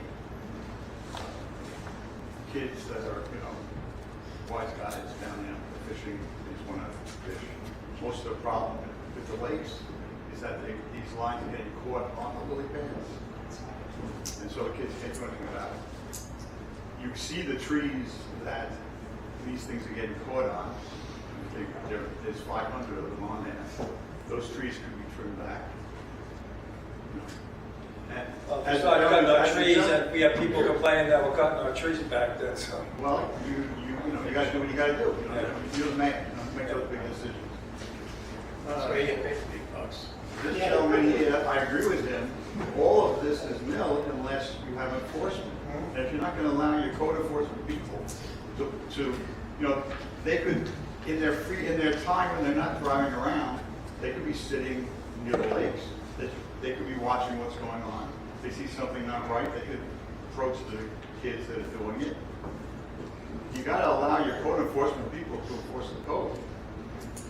You know, and if you want to get them to have licenses, you know, permits, that's fine. You know, he goes up to them. You guys have anything? He's not going to bother them if they're just fishing, not bothering anybody, cleaning up everything. So he's going to walk over to them if there's a big mess and stuff on the ground. So you guys have a permit, you see it. But you have to have enforcement. Without enforcement, it doesn't matter what they're wearing. Okay. Fishing still, Chris? Yes, I haven't moved since 15 minutes ago. I like your idea about Vanessa's. It's cheap, it sets protocol, we don't have a 100% solution. It's a step in the right direction. Anything else on fishing? Okay, great. All right, we'll discuss this at our mid-month meeting and let you know what we've come up with. Next thing as far as lakes are the lily pads. Trustee Fawcett, you want to take the lead on that? Sure. So I think it's 2019, 2018. My brain goes whatever. But myself, Trustee Zeff, Trustee Gopsovic were in the lakes actually handling. Peter Judge joined us for a couple days, and we had a Lakes Day. Very frustrating, the lakes, because you know they're beautiful, but they're very hard to maintain. We've worked with the DEC. We've had people from various organizations in to speak to us. I've spoken to more experts than I want. We had recently we had Captain Cochran reach out to us. He was in touch with people. A bunch of emails went back and forth. We have some other agencies we're going to speak to. But it all comes down to a very simple thing. Nitrogen goes into the water, creates algae. Algae plumes in our lakes. Lily pads were introduced either through somebody introduced them or from goose poop, and they started to blossom. Lily pads are not an invasive species on Long Island. They're a do not plant species on Long Island. That creates a problem for us because how you go about managing them, we're not allowed to legally pull all of them at once. We can We treat them with different methods. We've tried a lot. Latest we tried was the We Do vote. Everybody that I've spoken to and everybody that's come to me and actually put together a little synopsis of what I'm telling you here, so you take it home and share it with your neighbors. You got to decrease the nitrogen going into the lakes. Besides the nitrogen going to the lake, we have a lot of erosion, which is also allowing the nitrogen to get in at a faster rate. You can see that simply by looking around the lakes and seeing all the trees falling in. So what they've suggested over the time is to correct the banks of the lakes, increase the amount of erosion going up, the amount of nitrogen going by erosion, and to slow that rate. That would help slow the rate of nitrogen, and fish and other things can help the lake as well. Now, that's all good and said, but if you look at the lakes right now, nobody's happy with what they look like. I'm not happy with it, the mayor's not happy with it. We've got a lot of heated conversations on and offline about it. The We Do vote did a great job of mowing it, but that's what it's doing, it's mowing it. It's not taking the roots out. And, you know, it's not me saying it, it's the experts saying it. That's why they came back so aggressive this year. You don't take the roots out, they're going to keep coming back. Now, the issue with the We Do vote is it's very expensive to use, run, and maintain. If the village residents want us to spend $20,000 to $40,000 a year to mow that stuff down, just to keep making it look nice, we can do that. But the reality is, end of last year, what we did it twice. At the end of last year, they came back again.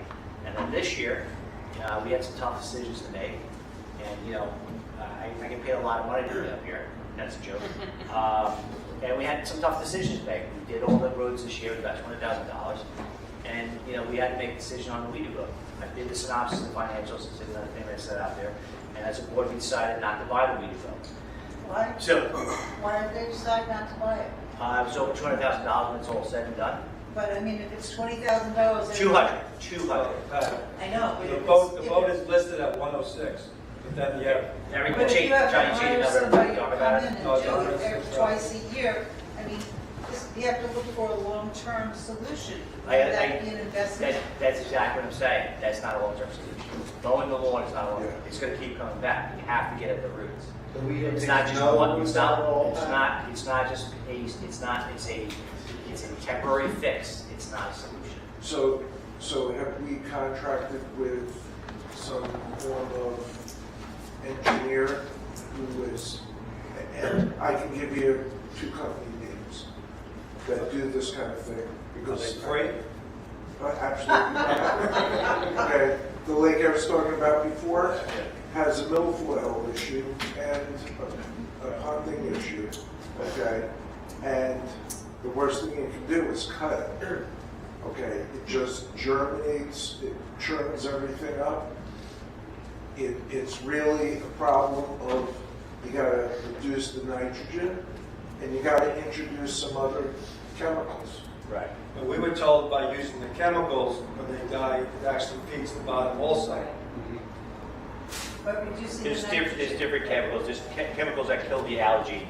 If you kill the algae, theoretically, you cut the amount of nitrogen in the liquid. That's one thing. Also, people have to realize that lily pads are not algae. They actually create oxygen and create environments for wildlife.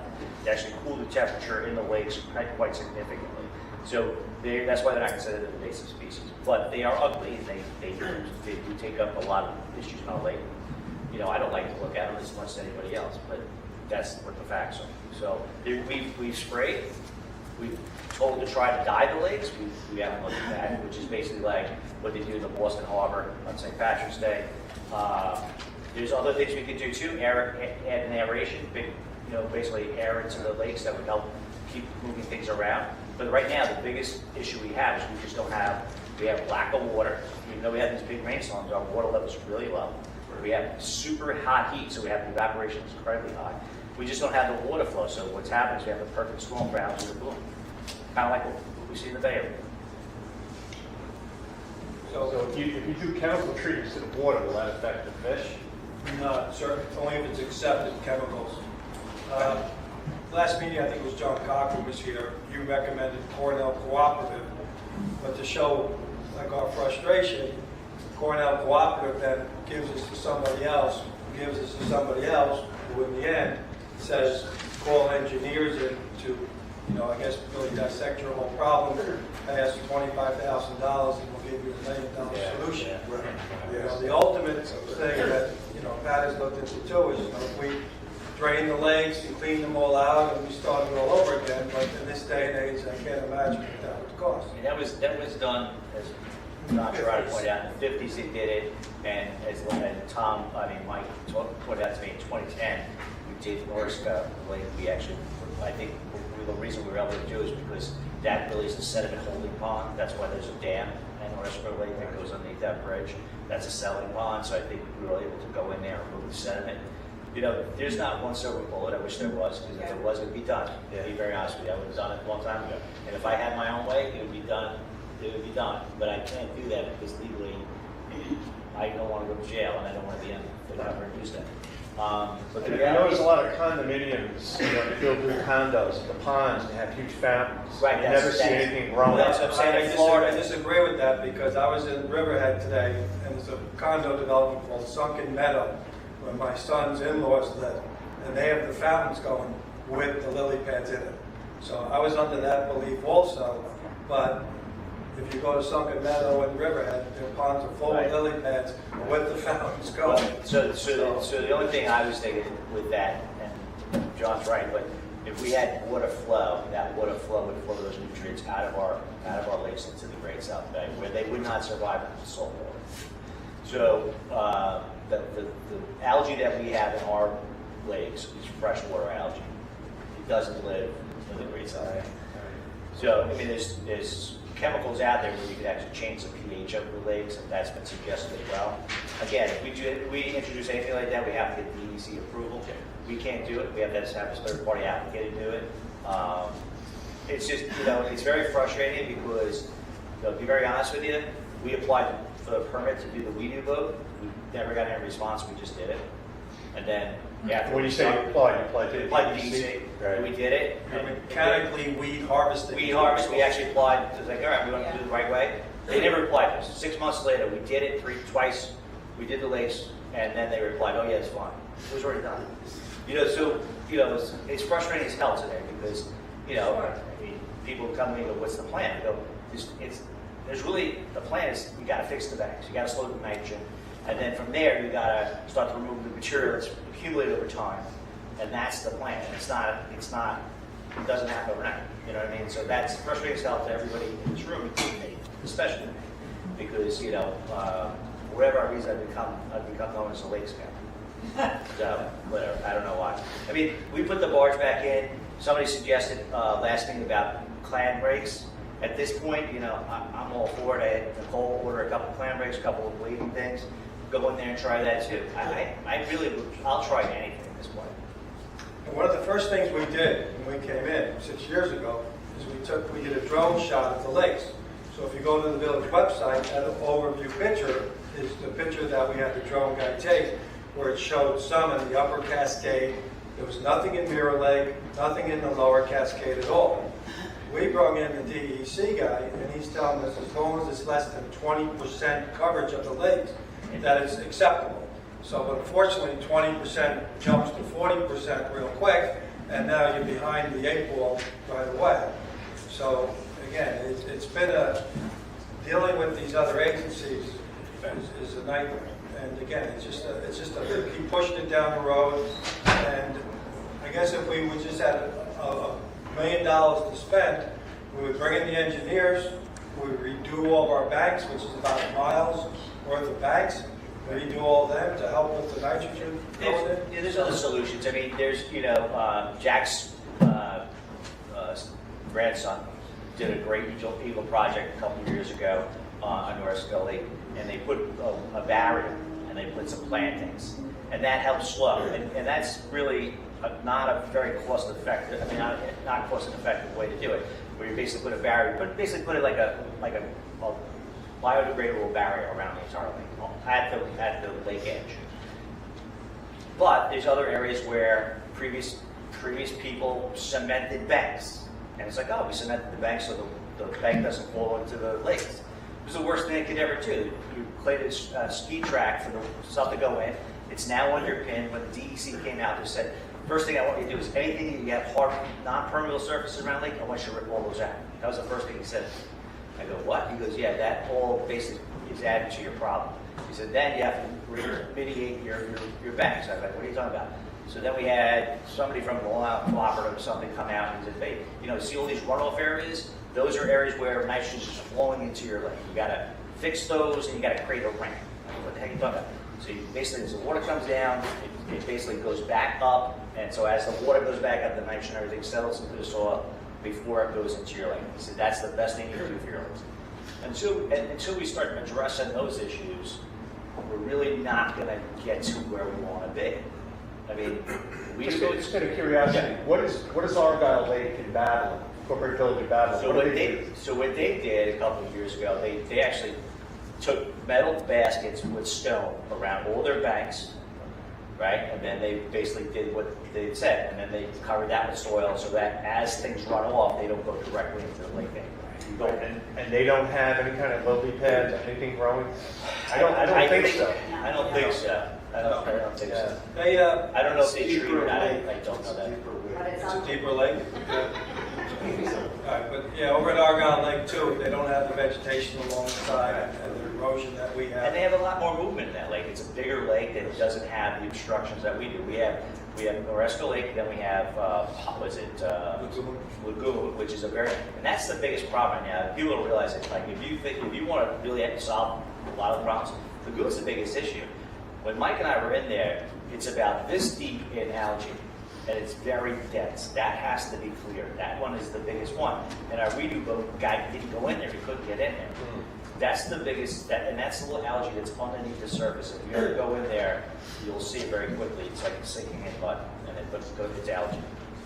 So the conclusion is that there's two major issues. There's the short term and there's the long term. Short term, people don't want to see the lily pad. Do we budget boat to come in? Do we get 100 residents to go in 2 or 3 times a year? That would be the short term.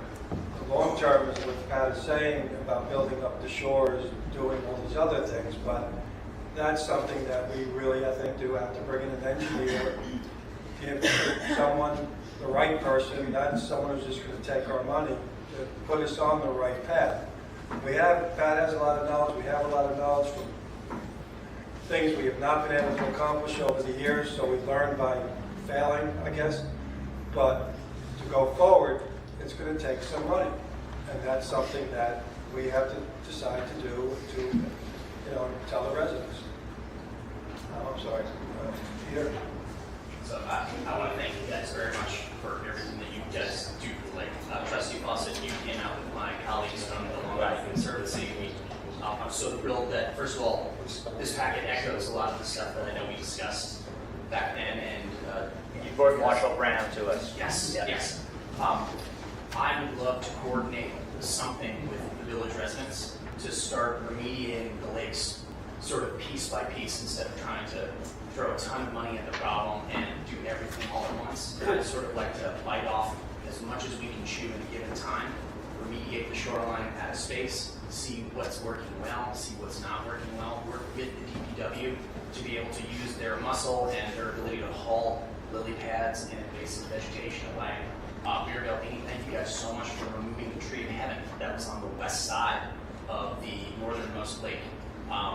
That is a host plant for the spotted lanternfly, which I'm sure everyone has seen as the gross little insect that's going to all of our landscaping. We don't plant species around that are basically going to repel. I'd love to share one photo with the group really quick, then I promise I'll set it back down. But this lovely orange plant that's in front of my house is actually a host plant for monarch butterflies. Jerry has a bunch in her house. I'm obviously a big plant nerd and environmentalist, but I would love to get the garden club involved to sort of do the landscape design aspects of how we make the lakes a really beautiful place, but then use the Long Island Conservancy's resources to help guide the species choice that we can use around those areas to both fortify the shorelines of the lake, plant native species that are going to be good habitat, but also plant them in a way that the trees wrap their roots together and really hold onto the soil. There are a number of places where we have swamp milkweed, which is another butterfly host plant around the east side of the lower lake. I'd love to go in the fall and collect the seeds from that and be able to spread them places. I'd love to find places along the lakeshore where you see little oak saplings growing or little maple saplings growing.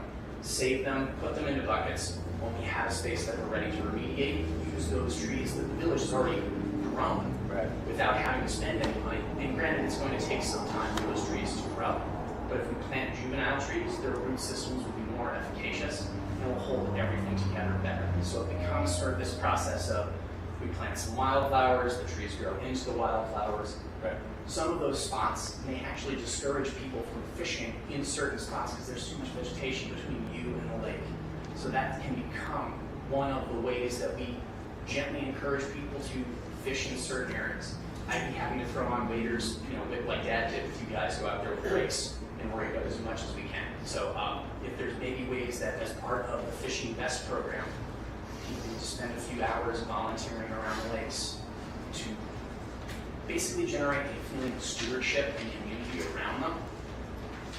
Throwing money at a problem can help to a certain extent, and that will certainly help us eliminate the lily pads with the mowing process. But I have to imagine that going out there with a rake is going to be a lot less of a disturbance to the turtles and the fish and everything else that actually lives there. Because if you kick a turtle, it moves. If you hit a turtle with the boat, I imagine it's going to get injured. I'm purely speculating there, but that's. I just want to say thank you guys for everything you've done. Taking the hooks out of the birds. I appreciate everything you guys do. And please let me know what I can do to organize our community together and work with our neighbors to really get this together. Okay, great, Peter. Thank you very much. I have your number, so you have to be careful. I just wanted to say too that another thing, we talked about nitrogen, and I did appreciate this packet. It was very informative. The problem with nitrogen and that we're having in our neighborhood is that we have all these landscapers that are pouring nitrogen all over people's lawns and other chemicals all over everybody's lawns that are then ending up in our lakes. And I think we might want to take a look at what we really want to have in the village of Brightwaters that has to do with chemicals versus how green does a lawn have to be. And maybe eliminate or have some kind of control over what type of chemicals are being used in our village. And Jerry, around the lakes is an issue, but at the northernmost lake where you have the pipe, it's where all the drains, or the north of the tracks, so everything in the street north of the tracks goes in there, goes in the sewers, and it goes into the drains, it goes into that lake. So it's not just if we get the 100 people around the lakes to stop, it's being fed from up here. So John, I'm sorry, that was my next question. So the storm drainage throughout the community, does that all dump into the lakes? Yeah. It does. It goes through underground rivers and aquifers. Just everyone or just about everyone? All the positive drainage on the side. All the goes in there. Yeah, it goes down by Orinoco and crosses underneath. It does, goes under the tracks. Yeah. Todd Schumacher, 18 Lakeview North. Are you allowed to go after the root systems of the lily pads with mechanical means?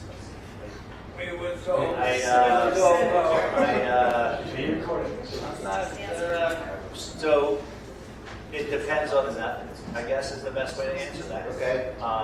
By hand means yes. I mean, we couldn't go in there with a dredge without getting a special permit. That's what you're asking. So that's And a rake would be okay, but this we-do that might get to the roots or modify. The we-do is built not to go that Right, way. You know what I understood. mean? Like if it gets some roots, it does, but the But reality everything is can be engineered, right? it's basically a hedge clipper underwater. No, I understand. The reason it's built that way is so that it skirts around the permit PEC regulation. I see. The rakes are a gray area. Okay. Nobody said no. Okay? We have grace from the Iceland Bulletin here, so rakes are a gray area. Okay, so cut that out. But we think rakes, mechanical means of going after the root systems are okay. Hand to hand is the key. Hand. Not can't hold a rake. Well, no, mechanical requires Disturbing the bottom. Yeah. So disturbing the bottom, stuff is getting loose. And how's that enforced? By a DEC guy with a gun showing up. do show up every now and then. They showed up with Yeah, with Jack's For my grandson's project, and they completed somebody it's totally- called the DEC police. Okay. And they'll do it again if we do something. On the scouts, they called it on the scouts. Yeah, on the scouts. We've been lucky in that So some of the things we do are. You know, we can't go after the roots, and the only way to at least knock them down a little bit is to go after the roots. Yeah. What does By hand. volunteering do? Go by hand. By hand. Literally, hand. I did it. Yeah. How do you think, so if you go by Norrisco Lake, that, well, those Phragmites completely blocked that thing. That was all done by hand. Yeah. That was me, Mike, and Tom, and Dr. Judge, and they were rakes. Do they come out easily when you pull them by hand? It's a lot of work. Yeah. Is CSUC is doing a Phragmites call in, it's near the Bayard Cutting Arboretum at the end of this month. So they're another good resource that I know the village is in touch with that might be able to give us some tips and say, use this kind of rake, not this kind of shovel, that kind of practical information. Is there a Parks and Lakes committee, or was there? It was a Lakes Day, and if you remember Tom's death at the brick shop that day, it was riding people around the lakes. We just tried to create awareness. We did. The mayor and I spent a couple Sundays, I think it was, a couple of years ago. We had a bunch of people come in. We had experts. We had Marshall Brown there. We had other people come, experts talk to us about our lakes, our health, things of that nature. Was there. Maybe we need something like that? I think Peter Judge volunteered to be the head of the Lakes Committee, so. No, I it just seems like it's a really big problem, and No, we're gonna. It is a big being problem. managed every year. It's the reason why most of us live here. I don't know. No, we'll be I don't know coordinating how to that. do that. I'm gonna reach out to Peter tomorrow morning, and then we'll start reaching out to residents to form a subcommittee that I know would love to chair it with Peter, so, we're gonna put something together quickly. You spoke about creating awareness with the community and nitrogen being the big problem. Nitrogen is not only a problem in the lakes, it's a problem in the bay. So creating awareness among your community about the dangers of the pesticides and all the fertilizers that they use on their lawn is worth it, rather than just saying, oh, it's the drains from north. It's everywhere. Absolutely. So I think it's worth us saying to the community, you should think twice. I mean, I know Bayport Blue Point did a clean water program where everyone who did not use fertilizers put this little sign on their lawn, rather than the yellow signs, like don't let your kids or pets run on the lawn.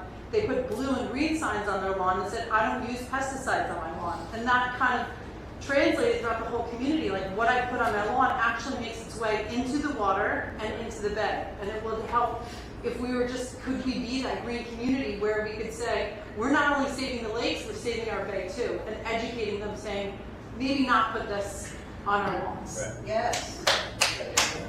Thank you for that. If I may chime in, one thing to respond directly to that, Safe Great South Bay has a number of bay-friendly yards. Yes, I have. Using programs. If you check out their YouTube channel, I actually made a 10-minute film for them that kind of shows you, like, going to Marshall's house, clear cutting this entire property, remaking the whole thing with entirely native plants. Marshall went a lot further than I think most homeowners probably need to go. But his property is a showcase piece for our organization and for the work that we're trying to get others to do. I would highly encourage you to go to their YouTube channel and check that out. It's worthwhile. Okay, there's a lot of issues here that aren't just pull the lily pads. So there's nitrogen, there's plantings, there's short-term things we have to do, long-term. So, we have our work cut out for us. And again, most people got Trustee Fawcett put together, gave us a synopsis of what we've done in the past. But there's no conclusion, there's no money in it. It's just, we have to deal with that. Anything else in the lakes before we close up? Thank you, Peter, for saying that. I moved here from... What's your name? Matt Molite, 303 Plymouth. Moved here from inner city Baltimore. So normally we had a Facebook group. When there were too many weeds on the block, we would get together and we eat it together. So, my wife probably picks up 3 bags of trash every time she walks our daughter around the lake. So I think that's I love the department guys. I'd much rather not treat them as garbage collectors. I mean, they probably have a lot of other bigger things to worry about around here, but I appreciate that they still do it. Part of what you said is if I had it my way, I'd do it, or I would have already done it. So if money is not an option, then what would we do? Like, what is? So I would, first of all, I'd fix the drain in Norris Lake. I'd drain that lake down as low as I could. I'd go in there with a mini excavator. I'd clear up everything, reassure the banks. I would start at that lake. Then I'd raise that back up, and while I did that, I'd bank off between the, what's that, Lagoon Lake. I'd go in there and do the same thing. I'd create a waterway with a pipe on the bottom so the water could come from Norris to the thing. I'd dam that off, do that one next, and then just keep going and going. That's what I would. Any idea what that costs a bit? No. He didn't ask a number. He said Detail. And then what do you do with the wildlife that you move from lake to lake. You relocate them from lake to lake as you do it. I mean, it's not. This is done. This has been done. It's not. This is not something new. This is what they do. According to Doc Sherrod, they didn't do. They weren't as environmentally friendly back then. They just drained the lakes, and whatever was in the lakes died. And they just basically took all the material out, and I think they put fresh shell or something in the bottom. So that's what I'm guessing. Anything else on the lakes? Okay, great. Chris, lakes, just lakes? Lakes. Do we have anyone that's doing any grant research for us yet? Do you have anyone? We don't. If you know anybody, we'd be happy to talk to them. If anybody is into grant writing, we'd be happy to talk to anybody about lakes, environmental things, anything. Okay. All right, that's it on the lakes then? Thank you. Thanks. All right, next item on the agenda, permission to pay Brightwater's Village Deli $5,000 for food and services at the Cocktails of the Canal event held on July 19, 2004. Make a motion to pay. Do I have a second? Second. All in favor? Next thing is permission to pay the fire department $333,202 for fire protection and insurance for 2024-25 contract year. Make a motion. Do I have a second? Second. All in favor? Appoint Michael Gonzada as seasonal highway laborer, August 5th to November 30th at the rate of $18 an hour. Make a motion to hire. Do I have a second? Second. All in favor? Next, appoint Raymond Yazici as parking attendant at the rate of $18 an hour. Make a motion to hire. Do I have a second? Second. All in favor? Aye. Make a motion to appoint Richard Miller as parking attendant at the rate of $18 an hour. Make a motion to hire. Do I have a second?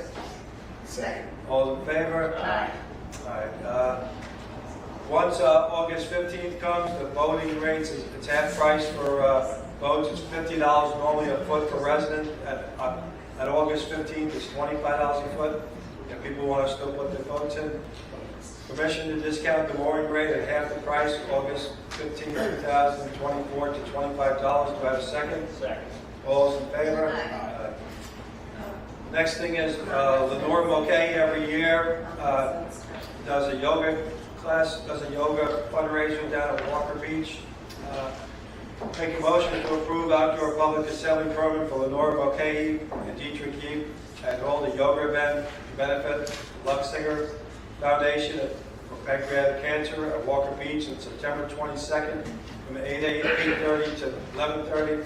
Make a motion. Do I have a second? Second. All those in favor? Aye. Make it to a motion to approve treasurer's report and abstract. Do I have a second? Second. All those in favor? Aye. Okay. Anything else on the board before I open it up to the public? Does the public have anything else to say? I'm talking to him. Go ahead, Don. Not sure. My name is Boulevard. I haven't been through the village and the downtown in a few days, but that light has been out for weeks. Flashing light? Yeah. He was called in tonight. It's called in again? Yeah. I know they've called it before. Not that anyone stops, but. Yeah. I know what you mean. All right, anybody else? All right. John, just curious, what are the parking attendants for? Well, it's just a civil servant title. So parking attendant basically means they don't get moving violations. Is there another way to describe? It's our code enforcement. Yeah, it's our. Oh, they're code It's their civil enforcement. service. Okay, can I make a motion paying $20 an hour? Seriously? Let them go through 3 months. We've been through, guys. Not a problem, all for it. We've been through a lot of people. Understood. The only other question I had, is, I'm sorry, I don't attend all the monthly meetings. The mooring rate being cut in half as of August 15th, is that? It's traditional. Pardon me? That's traditional, residents and non-residents, we do it every year. Oh, so as of August, the rate is in half? 15th. August 15th. Oh, I see. They do it on the 14th, doesn't it? Yeah. But yeah, that's a common thing. Because it's like half the season, is what you're saying, right? Only one, right? This year our boat numbers are down a little bit. You know, I don't have the exact numbers in front of me, but they are down a little bit. So let's see what happens. Hey, sir.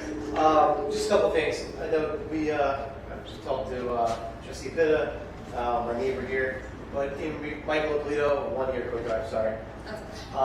In regards to Lombardi, Mississippi, Hiawatha, Orinoco, that like entryway and exitway, is there any consideration, or can we consider?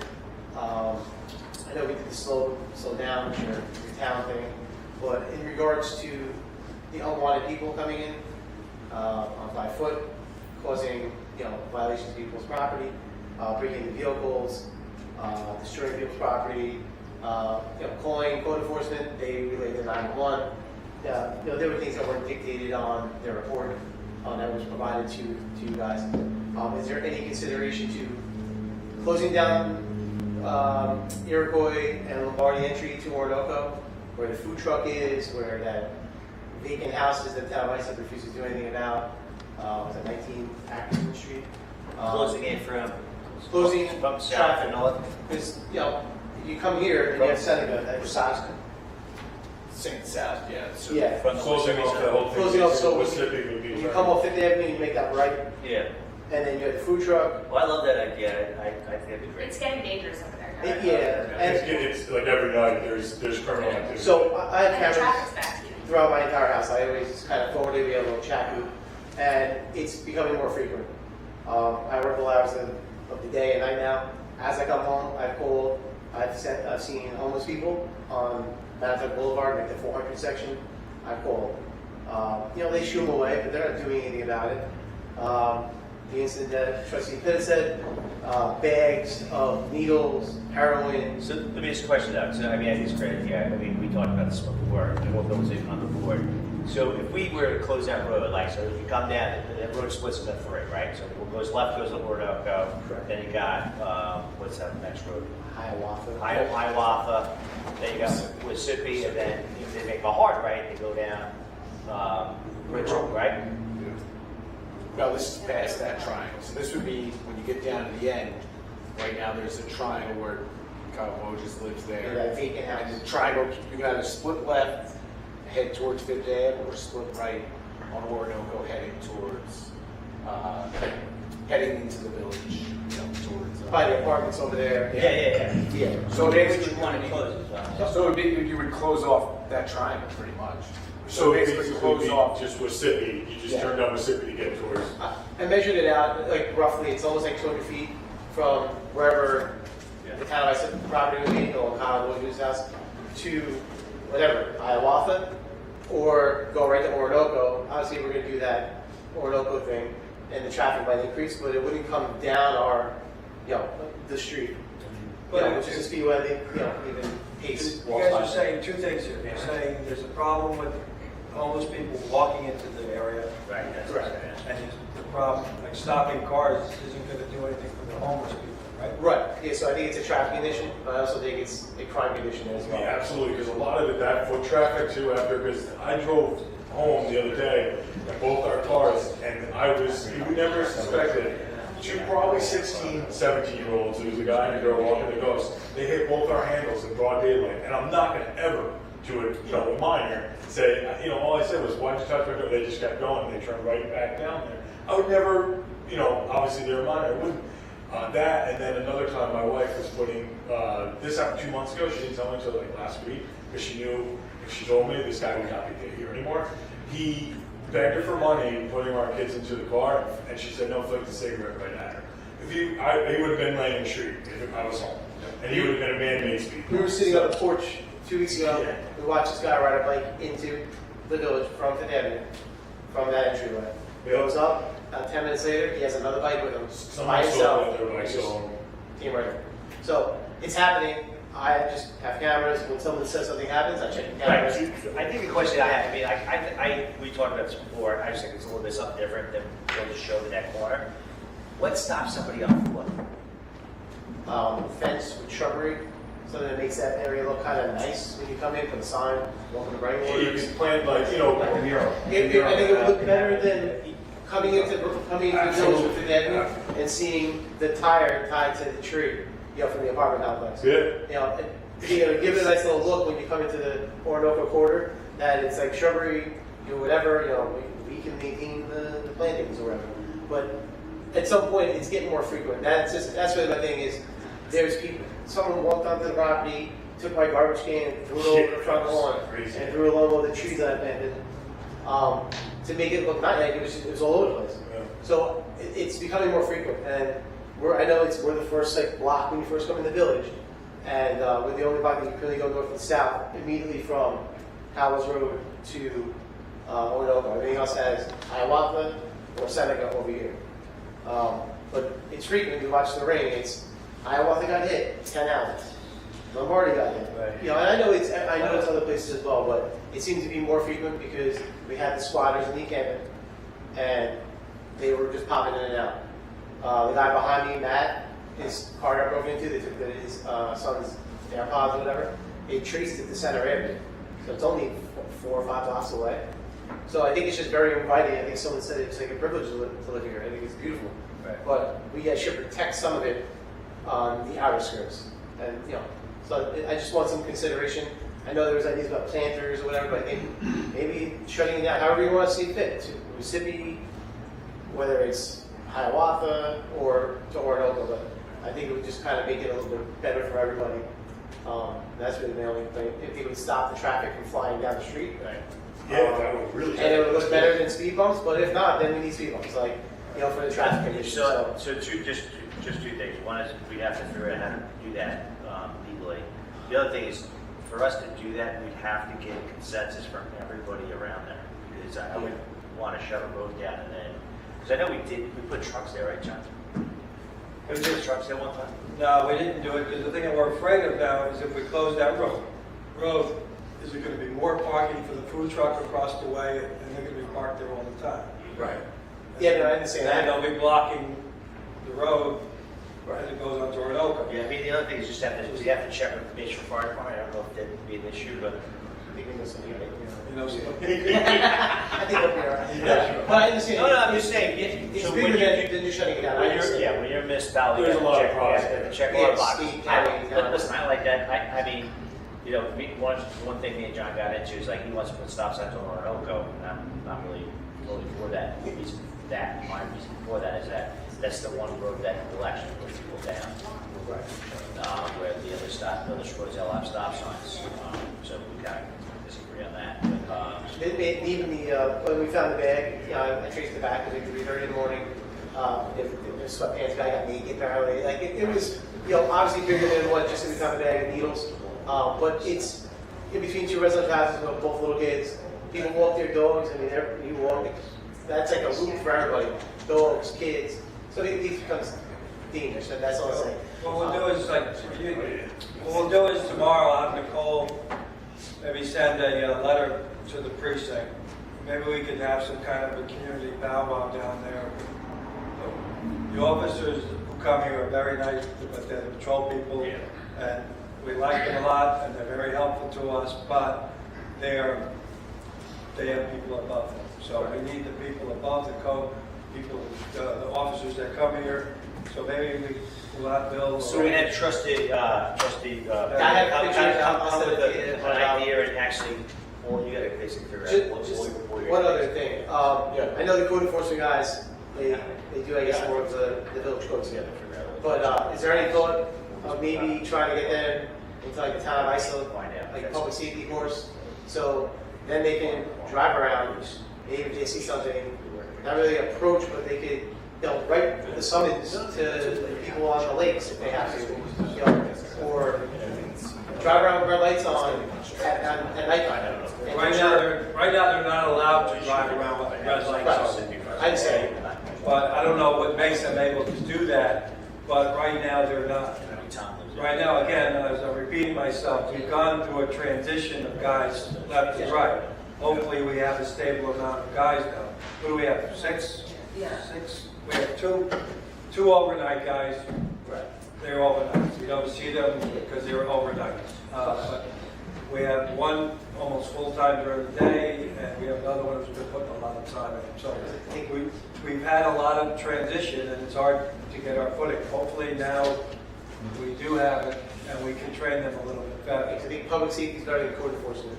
Like the Avalon Village has their code enforcement and public safety. I think having them as public safety officers is better than having them parking attendants. Or have 2 guys who go around and do the bus shops thing, but the guys who are there for directing traffic and doing that other stuff, I think is more valuable. A lot of it comes down to budget once again. Right now, cars, guys, it's amazing how many miles they put on those cars. I'd rather, Grace, close your ears, I'd rather have them sitting behind the parking lot, hanging out and not driving all the time at night, because I tell you the truth, they're not, really doing that much sometimes, so. John, just a suggestion, I mean, to his point, maybe as a little bit of a deterrent, if our code enforcement cars had like a yellow light, a revolving yellow, just, it would be a sense of awareness. It might, Yeah, and certainly I have to look at the code. it might frighten them to keep away. I mean, You give them a vest. They used to have lights on them back in the day. They used to have the spotlight too. The old code guards used to always have the spotlight. They also had the ability for more enforcement. Yeah, well, we had a standing police. Again, a lot of this is financial stuff that we have to discuss as we go into budget. We want to put a second person on at times. We only have one, unless we have special events, then we have more. So do we double our budget? More cars, more guys, more training. It adds up. Now, just real quick, because I'm going to forget to ask this again. But like, say if it was going like to talk about, looking into blocking off, depending on, the best scenario, blocking off, Lombardi from, that My vote is there, yeah. where that interest, obviously that would be in a budget thing, right? But is it possible to, like, say, if we found money, like, say if I cut a corporate check, just saying, as a donation to build that, could we do that? And then go to that? It depends on the scope, like in what it affects. Closing the road isn't that much of a monetary issue. We could do it just to see what would happen with cones and barricades. It doesn't look like it's going to work fine. If you want to make that a green area and dedicate it to your family, then that's something. I wouldn't even say dedicate to my family. It also just up the value of everyone's home.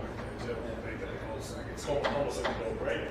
If it's allowed, I know you have to go through I don't know how many, town of Iceland, do you have to go through them to do all that? All right, then if it's something like that, it's really, and then you like Mike was even saying, you plant the privacy trees or whatever ones the village, and it would look nice. And then every season, I know my wife will decorate it for Christmas and Halloween and all those things. We could. National Grid did the one island, and they planted all that there, but we want to actually close that little street. We have to have a meeting down there, Bill set something up, let us know, and we'll try to get somebody up higher. Just go baby steps. Let's like take giant planters first, right? Yeah. Let's do that. Let's put some signs up, new road pattern, And then let's see who bitches about it, because to be very honest with you, anytime we do anything, Someone's got to. you guys are loving it, right? We're like, oh, we're all feeling it, sounds good. And then next thing you know, we got 20 residents coming. We hate that idea. Why did you ever do that? So, Like I said with the, as far as the crime, you know, like the people, vagrants going through cars and all that, that's something I would definitely want to set up that my rent orders where you can take a photo or do whatever you want, and that way we can actually get some reporting and actually get some stats and info that we can forward to PD so that they know that it's not just the phone calls they're getting. It's actually, like, because you're not calling 911. No. I'm not calling 911 if something pops up on my ring. Yeah. But it's going on a lot more than showing up with, 4 larceny cases in a month. Yeah. That's why it's so important that people do tell them, even if they feel like you're bothering them. It's not 911. I don't know what the other number is. Isn't there like a non-emergency number? 311. Okay, but if they don't have it in their records that it happens, it didn't happen, right? It happened, but according to that, it didn't happen. And as far as closing down the block, I mean, 100%.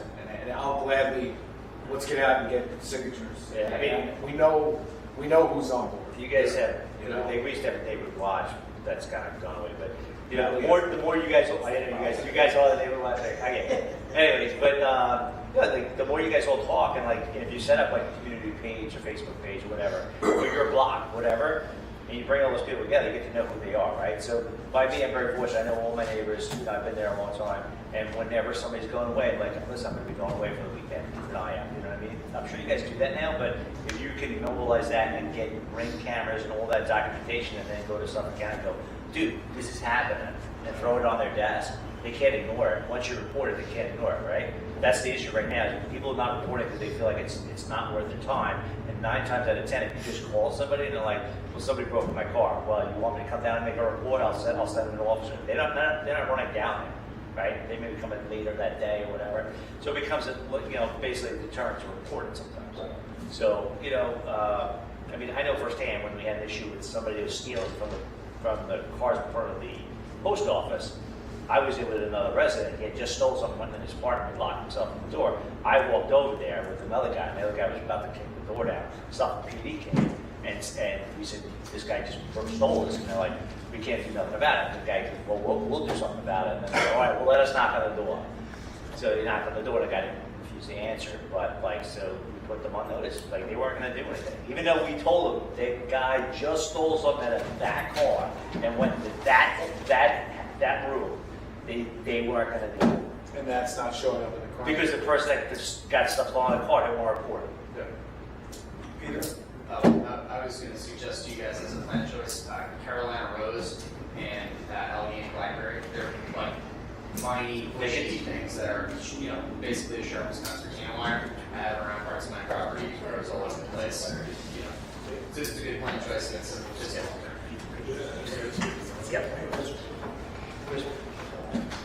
I actually ran into an officer at one of the pizza places, told him about Lombardi.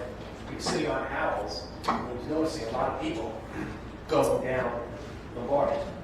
He didn't know why. It's because they put that no turn on red at Howells and Fifth, right? So that light's really long. That's why people are cutting down that way. He said he's gonna sit on your block.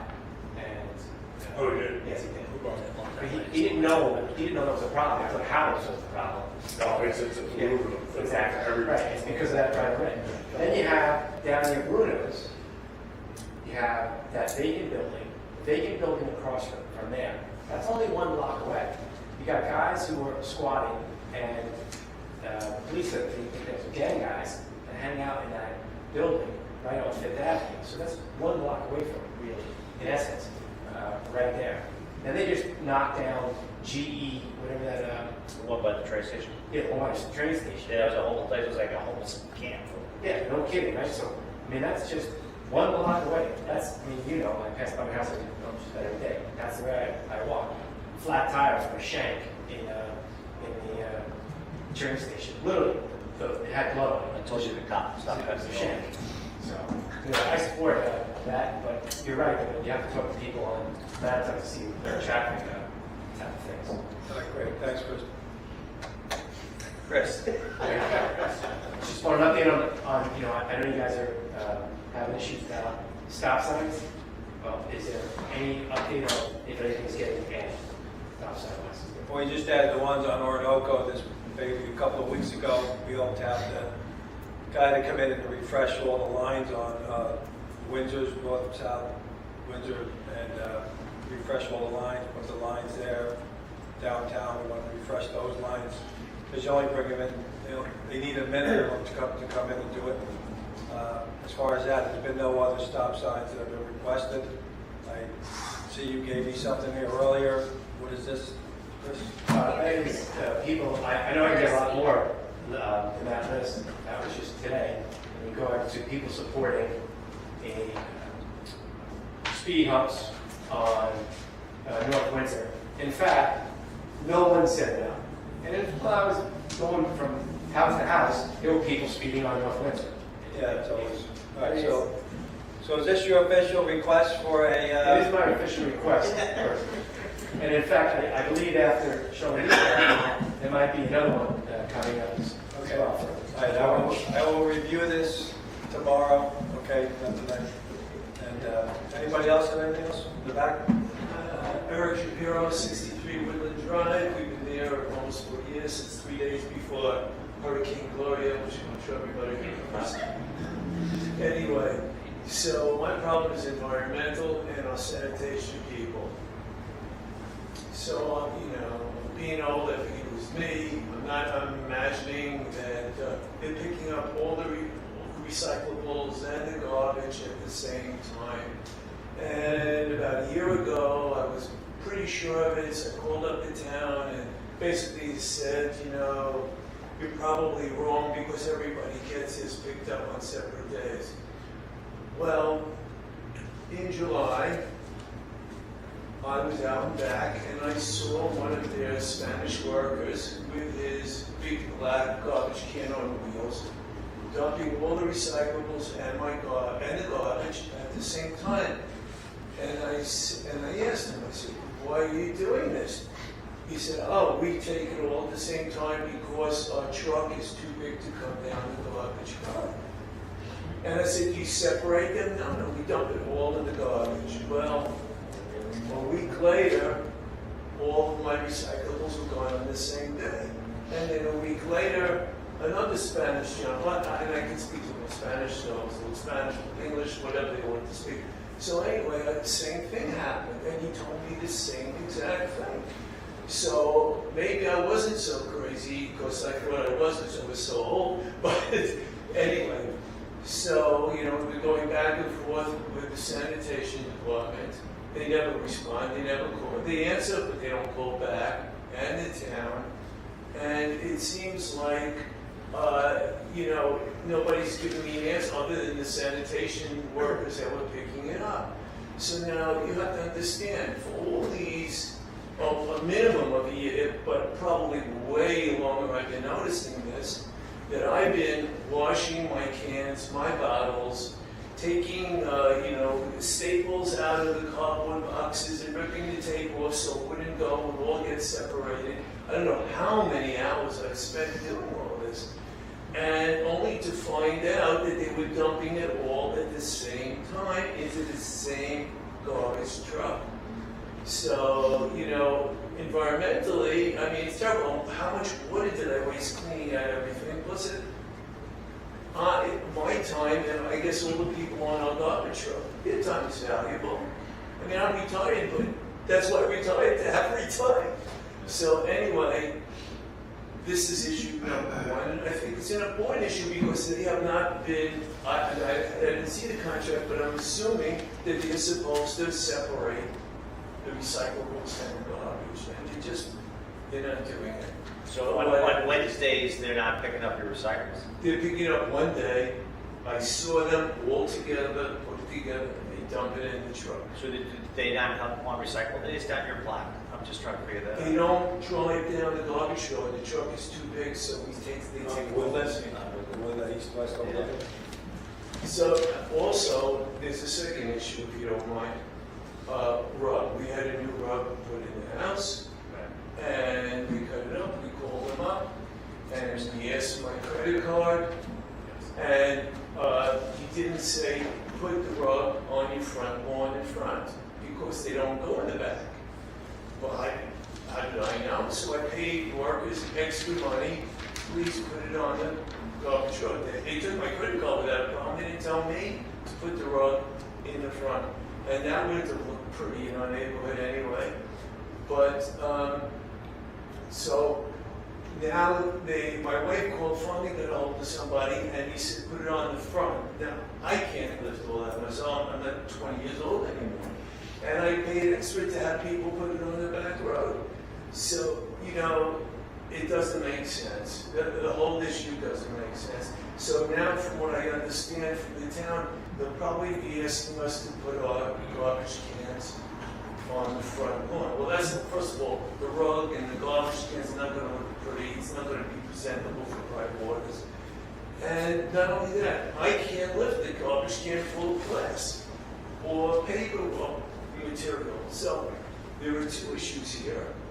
And Well, there's actually three, because you know that their trucks are too big to go on your road. Right. Issues with that road, they can't make the turn, so we'll have to talk to them about, listen, we're getting complaints on your street, please separate, because my recyclables, Goes in front of the house. yeah, we gotta drag it out. Everybody, you know, all our recyclables go out in front of our houses, but they do them on separate days. They don't come to my house, or I don't think any of our houses, I'm sure. and take everything at the same time. So I see your spot is a unique situation.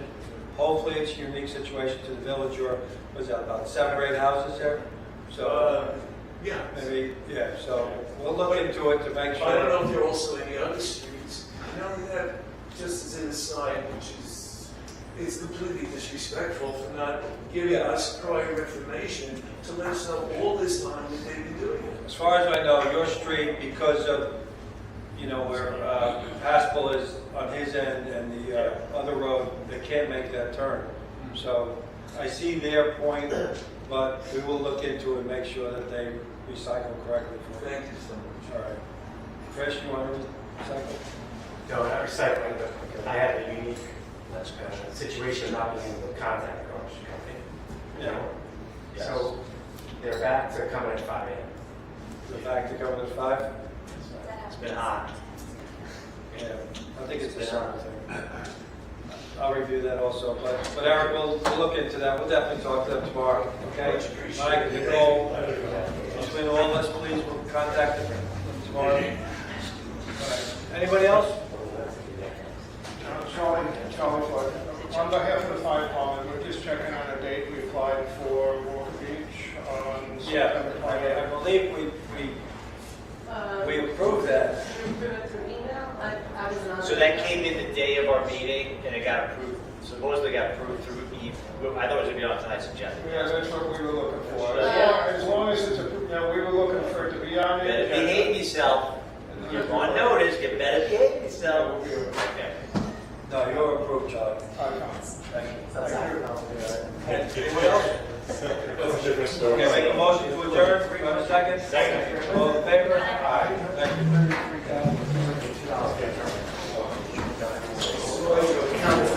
you.